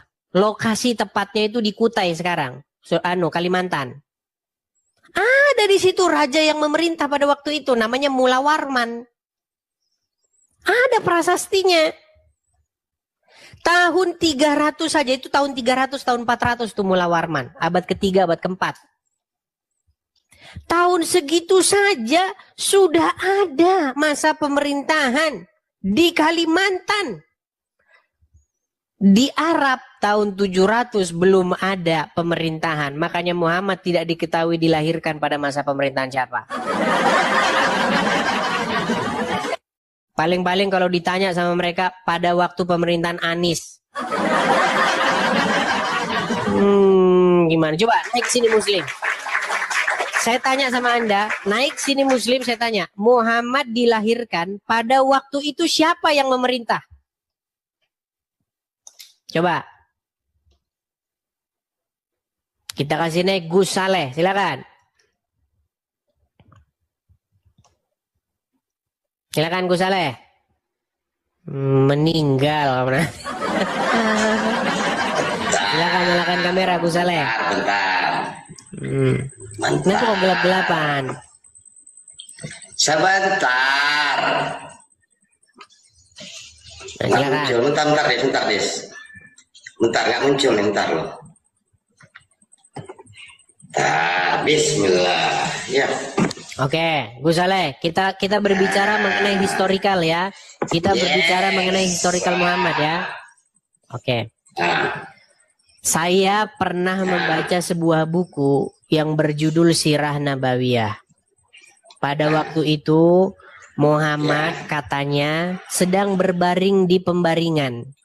Lalu tiba-tiba atap rumahnya itu terbuka dan datanglah dari situ malaikat membawa kepada Muhammad nampan emas yang berisi iman dan kebajikan katanya.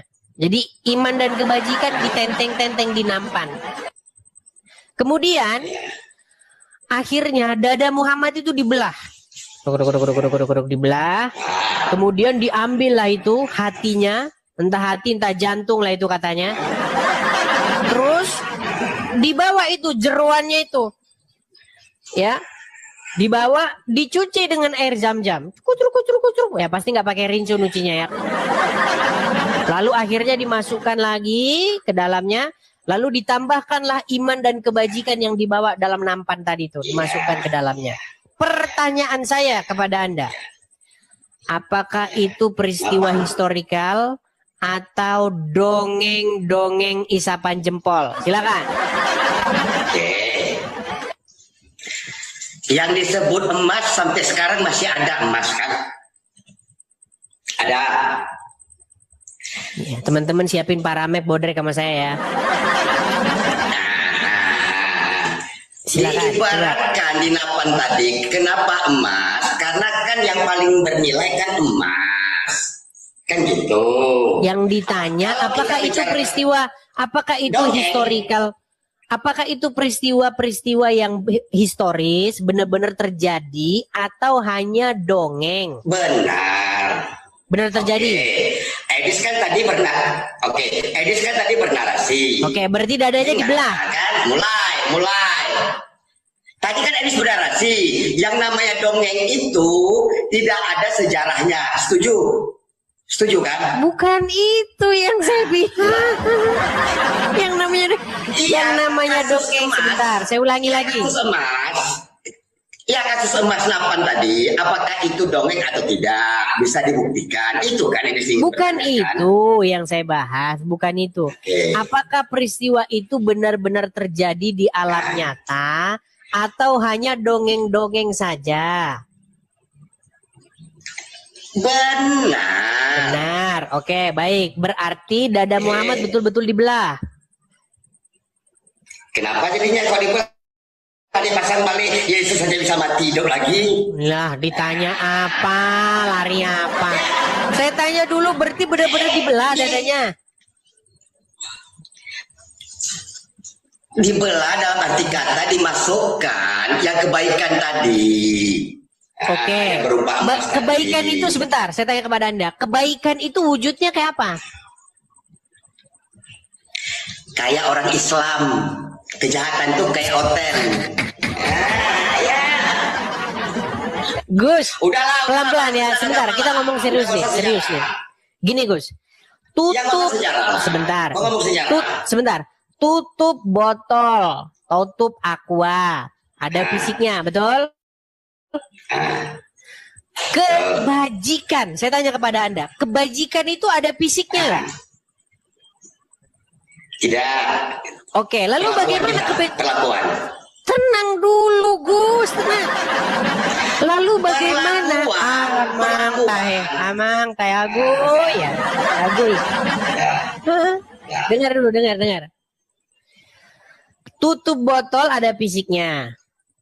Atau misalnya lah gini aja dah, yang jelas-jelas dalam bidang operasi. Contoh, gunting ataupun misalnya ring jantung itu ada fisiknya kan? Nah, itu kalau mau dimasukin memang harus yang namanya dimasukkan secara fisik karena barangnya fisik. Setuju? Nah, kalau memasukkan kebajikan ke dalam hati, mau memasukkan kebajikan ke dalam hati, kenapa harus dibedah? Orang bukan fisik yang dimasukin. Supaya masuk di otak manusia. Kan timbul pertanyaan, bagaimana cara masukkannya? Secara masukkannya, secara dibedah. Mulai. Jadi, baik. Jadi Edis, sebentar. Oke, Edis, jadi Edis, sebentar. Sebentar. Tadi Edis beranalogi pasang ring. Tadi kan Edis beranalogi pasang ring. Berarti harus dicolok jarum. Masukkan secara fisik. Nggak perlu bedah, sekarang bisa dari pembuluh darah. Bisa dari pembuluh darah dipasang. Istilahnya bedah. Walaupun dicolok sedikit itu bedah. Fisik, ya fisik. Ya kan? Oke, ya. Fisik bedah. Caranya kan tetap dibedah kan. Dalam kebajikan yang di Edis tadi gambarkan, kan dibedah Nabi Muhammad cara masuknya. Edis mau tanya cara bedahnya kayak mana? Enggak, saya nggak tanya cara bedahnya. Artinya memasukkan kebajikan ke dalam hati seseorang, maka dibedah dulu dadanya, dimasukkan ke dalam hatinya. Kalau secara fisik Edis ingin begitu, ya begitu caranya. Tapi kan ini kebajikan. Kebajikan itu kan perlakuan kita tentang kebaikan. Itu kan disadari dengan kita perkataan. Edis, sudah kita bicara agama sekarang lah. Ya sebentar. Baik, sebentar, tenang. Berarti besok teman-teman kita cari rumah sakit Islam. Datang ke rumah sakit Islam bilang, ada keluhan apa Pak? saya ini ingin hati saya penuh dengan kebajikan. Terus saya harus dioperasi dulu, dioperasi.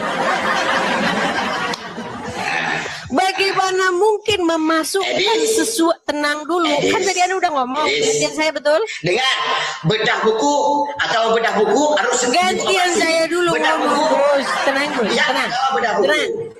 Gus, bisa saya bicara? Kata bedah, Edis. Kenapa kau gelagapan ini, Gus? Gus, kenapa kau gelagapan? Kata bedah. Nah, Gun Saleh, bisakah gantian saya bicara? Sebentar.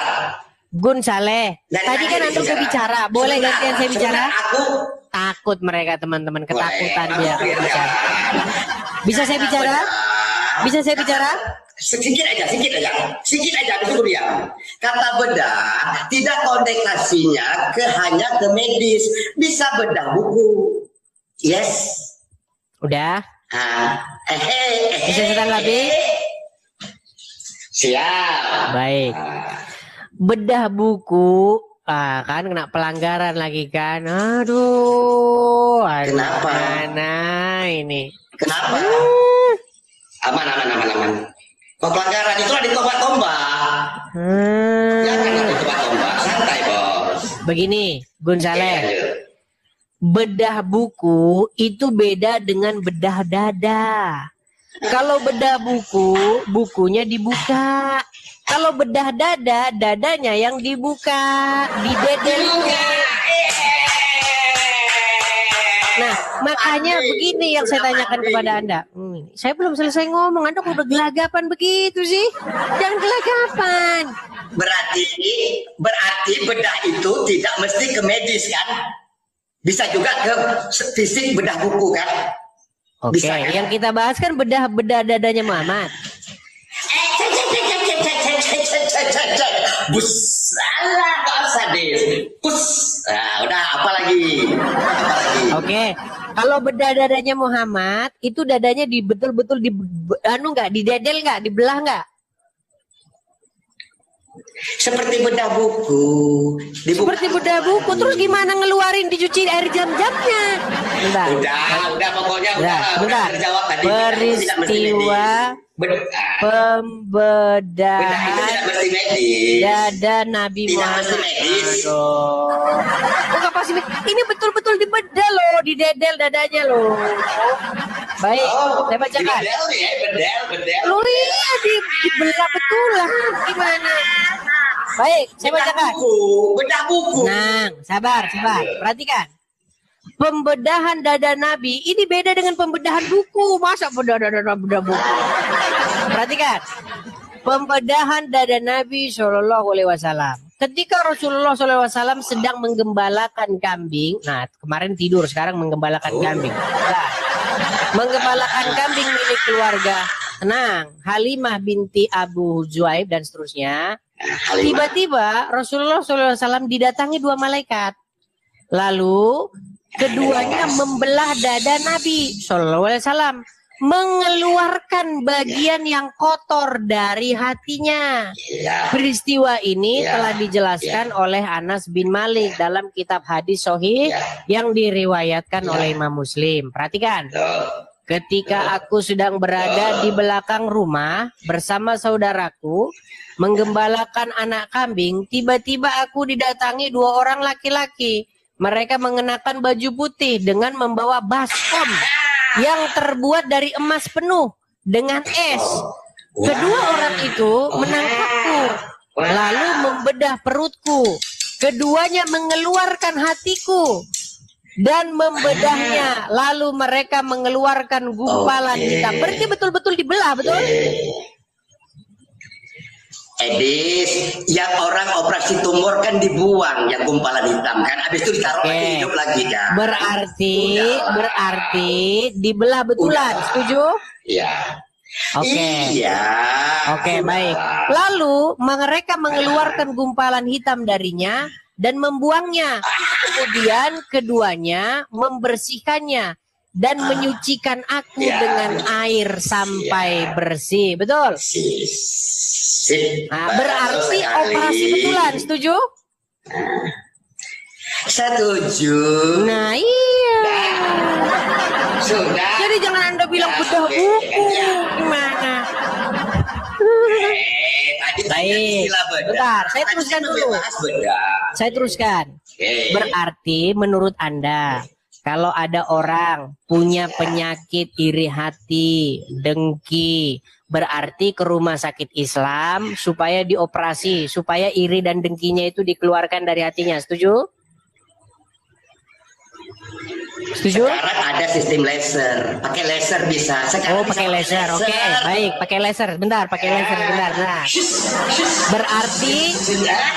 berarti pakai laser, Pak. Tolong Pak, di laser dulu ini Pak. Penyakit iri hati ini di laser dulu, betul? Betul. Ya, hati saya kotor. Oke, berarti penyakit hati itu ada bentuk fisiknya di situ, ada anunya, ada wujudnya. Kayak bersihkan tato, Oh, gitu. Kayak teman-teman, ya, kirim kalian bodrek itu teman-teman, bodrek. Gantian lah. Oke, sekarang terakhir. Lalu pada waktu Muhammad dilahirkan itu, siapa pemerintahan siapa di situ? Siapa raja wilayah di tempat itu? Nanti aku cari. Kalau itu yang ditanya aku cari. Itu bukan Al-Quran. Ya sudah, intinya berarti Muhammad tidak jelas dilahirkan pada masa pemerintahan siapa. Setuju? Ya udah gantian. Iya, maka kita simpulkan tidak lain tidak bukan hanyalah dongeng-dongeng saja. Ya gantian. Terima kasih, Bung Saleh. Terima kasih. Belajar dulu. Kamu udah kena pelanggaran. Kena pelanggaran kamu. Tapi teman-teman jangan salah ya. Saya pernah dengar. Ini yang ngomong nih seorang musisi besar nih ya, Ahmad Dhani ya. Saya bahas Ahmad Dhani lagi.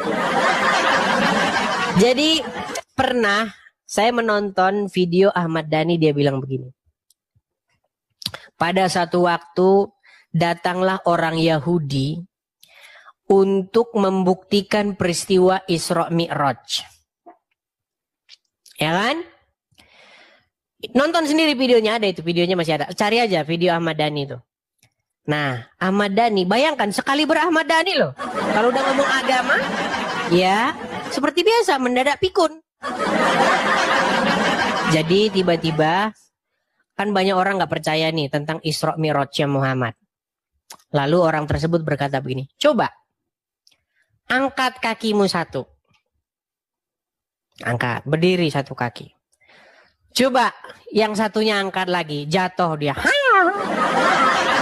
Tertawa dia. Lalu sahabat Muhammad, katanya sahabat Muhammad mencabut pedang, swash. Ketika mencabut pedang, ditebaslah katanya itu jadi dua bagian. Wow. Ahmad Dhani yang cerita ini, ada videonya. Nanti teman-teman bisa edit omongan saya ini dan tempelin dengan videonya Ahmad Dhani. Pertanyaan saya, apakah Muhammad, para sahabatnya dan orang tersebut hidup di hutan? Enak aja lu main tebas-tebas, emang di hutan? Saya heran, ketika saya mempelajari sosok Muhammad yang digambarkan oleh orang-orang Islam ini teman-teman. Seperti mereka ini hidup di sebuah tempat yang gak ada aparatur negara, gak ada polisi, gak ada gubernur. Sehingga ketika orang main tebas-tebasan seperti menebas ayam. Heran loh. Mana ada orang main tebas-tebasan terus yang nebas gelenggang-lenggong saja pulang ke rumah. Apakah mereka itu hidup di hutan? Masa iya ada sebuah kelompok masyarakat nggak ada sistem pemerintahan? Makanya teman-teman mendengar cerita itu saya teringat dengan buku yang ditulis oleh Robert Spencer. Apakah Muhammad itu sungguh benar-benar ada? Tapi ingat teman-teman, buku itu tidak menyangkal Muhammad itu tokoh historis. Dia tidak menyangkal. Dia hanya berkata begini, sesungguhnya Muhammad yang disajikan oleh umat-umat Islam itu lebih mirip seperti Muhammad yang legenda ketimbang Muhammad yang historis. Jadi sebenarnya teman-teman, marilah kita mencari apa yang sungguh benar-benar dikerjakan, dikatakan oleh Muhammad. Itu yang benar-benar kita cari.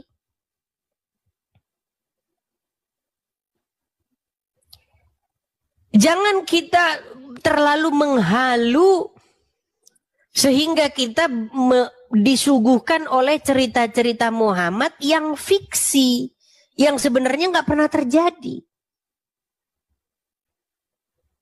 Gitu loh. Makanya kita harus mencari benar-benar figur Muhammad yang historis. Begitu teman-teman ya.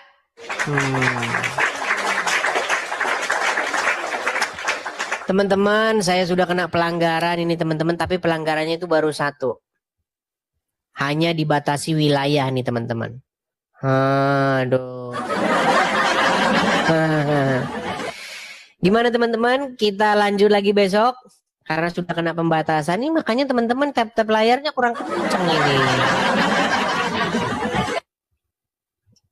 Oke, coba kita kasih naik satu lagi ya. Sebentar. Nur Josita. Nur Josita. Nur Josita ini belum bisa menyalakan kamera. Saya turunkan dulu ya. Rehat aja dulu ya. Oke lah, rehat dulu. Ya teman-teman, sekali lagi di akhir acara teman-teman, sekali lagi saya umumkan kepada teman-teman, support dan dukung acara saya ini teman-teman ya. Baik dukung secara tap-tap layar, ikuti, dukung juga dengan cara memberikan gift, dan dukung juga secara finansial. Jadi kalau teman-teman ada berkat berlebih, teman-teman bisa support saya juga secara finansial. Bagi teman-teman yang nonton di YouTube, tuh ada tulisan berjalan di bawah. Pastikan teman-teman nontonnya di akun Edis TV yang asli ya. Karena ada banyak orang-orang yang mengambil video saya ini, kemudian seolah-olah mereka berbuat bahwa itulah support untuk saya. Padahal itu support untuk mereka yang punya channel YouTube itu. Seperti itu. Pastikan teman-teman nontonnya di YouTube saya yang asli. Nah, bagi teman-teman yang mau mensupport saya secara finansial, teman-teman bisa support saya di sini yang tertera di layar saya ini. Sebentar, saya tunjukkan kepada teman-teman. Silakan teman-teman menangkap layarnya supaya tersimpan. Nanti suatu saat teman-teman ada berkat berlebih, teman-teman bisa support saya secara finansial di situ. Bapak Ibu Saudara, kita sudah dengar debat ini, dan dalam perenungan kita juga kita akan merenungkan firman Tuhan di dalam Matius pasal 6. Begini bunyi firman Tuhan, hal memberi sedekah. Ingatlah baik-baik, jangan kamu menunaikan ibadahmu di hadapan orang dengan maksud supaya terlihat oleh mereka. Karena jika begitu, kamu tidak akan mendapat pahala dari Bapamu yang di sorga. Pada waktu engkau memberi sedekah, janganlah hal itu kau umumkan dengan tiupan nafiri, seperti dilakukan oleh orang-orang munafik di rumah-rumah ibadah, seperti di jalan-jalan dengan maksud supaya mereka dipuji orang. Sesungguhnya aku berkata kepadamu, mereka sudah mendapatkan pahalanya. Tetapi engkau jangan sampai tangan kirimu tahu apa yang diperbuat oleh tangan kananmu pada waktu engkau memberi sedekah. Dengan demikian, sedekahmu itu tidak kelihatan, dan Bapamu yang melihat apa yang tidak kelihatan akan membalas perbuatanmu. Pada waktu kamu berdoa, janganlah kamu berdoa seperti orang-orang munafik. Mereka suka berdoa dengan berdiri di rumah-rumah ibadah serta di persimpangan-persimpangan jalan dengan maksud supaya mereka dapat dilihat oleh orang-orang. Sesungguhnya aku berkata kepadamu, mereka sudah mendapat pahalanya. Tetapi pada waktu engkau hendak berdoa, masuklah ke dalam kamarmu serta tutuplah pintunya. Lalu berdoalah kepada Bapamu yang tidak kelihatan itu. Maka Ia yang melihat apa yang tidak kelihatan itu akan membalasnya kepadamu. Selain itu, pada waktu kamu berdoa, janganlah kamu mengulang-ulang kata-kata yang sama seperti yang biasa dilakukan oleh orang-orang yang tidak mengenal Allah. Mereka menyangka bahwa dengan banyaknya kata-kata yang mereka ucapkan, doa mereka akan dikabulkan. Janganlah kamu seperti mereka, sebab Bapamu tahu apa yang kamu perlukan sebelum kamu meminta kepadanya. Jadi hendaklah kamu berdoa demikian: Ya Bapa kami yang di sorga, dikuduskanlah namamu, datanglah kerajaanmu, terlaksanalah kehendakmu di bumi seperti di sorga. Berikanlah kepada kami pada hari ini makanan kami secukupnya. Ampunilah kami karena kesalahan kami, seperti kami mengampuni orang yang bersalah kepada kami. Janganlah membawa kami ke dalam percobaan, melainkan lepaskanlah kami daripada yang jahat. Karena milik-Mu sajalah kerajaan, kuasa, dan kemuliaan sampai selama-lamanya. Amin. Karena jikalau kamu mengampuni kesalahan orang, maka Bapamu yang di sorga akan mengampuni kesalahanmu juga. Tetapi jikalau engkau tidak mengampuni kesalahan orang, maka Bapamu tidak akan mengampuni kesalahanmu juga. Bapak Ibu Saudara yang terkasih dalam Tuhan, mari kita terus mengampuni sesama kita, ya. Dan mari kita terus mendoakan mereka, terlebih orang-orang yang belum mengenal Kristus. Di dalam firman Tuhan selanjutnya dia mengatakan bahwa demikianlah pula halnya pada waktu kamu berpuasa. Janganlah kamu berpuasa seperti orang-orang munafik. Mereka mengubah air muka mereka dengan bermuka masam, supaya orang-orang dapat mengetahui bahwa mereka sedang berpuasa. Sesungguhnya aku berkata kepadamu, mereka sudah mendapat pahalanya. Tetapi pada waktu engkau berpuasa, minyakilah kepalamu dan basuhlah kakimu. Dengan begitu, tidak ada yang dapat melihat bahwa engkau sedang berpuasa, kecuali Bapamu yang tidak kelihatan itu. Ia yang melihat apa yang tidak kelihatan akan membalas perbuatanmu. Di ayat ini mengajarkan kita supaya kita tidak berpuasa, tetapi mari kita melandaskan puasa kita dengan sungguh, dengan tidak dilihat orang. Ya, mari kita membasuh muka kita dengan air, ya, dengan wajah yang ceria, begitu, bukan dengan wajah yang muram. Dan mari melalui puasa, mari kita membawa apa yang menjadi pergumulan kita. Mari kita datang kepada Tuhan dengan penuh kerendahan hati. Di ayat selanjutnya mengatakan bahwa janganlah kamu menyimpan bagi dirimu harta di bumi, di mana ngengat dan karat dapat merusakkannya, dan pencuri dapat membongkar serta mencurinya. Tetapi simpanlah bagimu di harta di surga, karena ngengat dan karat tidak dapat merusaknya, dan pencuri pun tidak dapat membongkar serta mencurinya. Karena di mana hartamu berada, disitulah juga hatimu. Mata adalah pelita tubuh, sebab itu jika matamu baik, maka teranglah seluruh tubuhmu. Tetapi jika matamu jahat, maka gelaplah seluruh tubuhmu.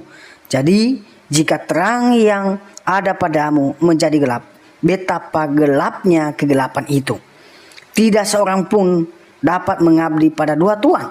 Mereka ia akan membenci yang lain, atau ia akan setia kepada seorang dan mengabaikan orang lain. Oleh sebab itu, kamu tidak dapat sekaligus mengabdi kepada Allah dan kepada harta duniawi. Demikian kebenaran firman Tuhan yang menguatkan kita. Jangan kita menduakan Tuhan, bahkan maupun kita menjual Tuhan karena perempuan. Dan mari kita terus bersandar di dalam Yesus Kristus. Dia adalah satu-satunya jalan dan kebenaran dan hidup. Barang siapa percaya kepadanya tidak akan binasa. Tuhan Yesus memberkati. Sampai jumpa di video-video berikutnya. Jangan lupa terus untuk mendukung perkembangan channel ini dengan cara subscribe, komen, dan share. Tuhan Yesus memberkati kita semua.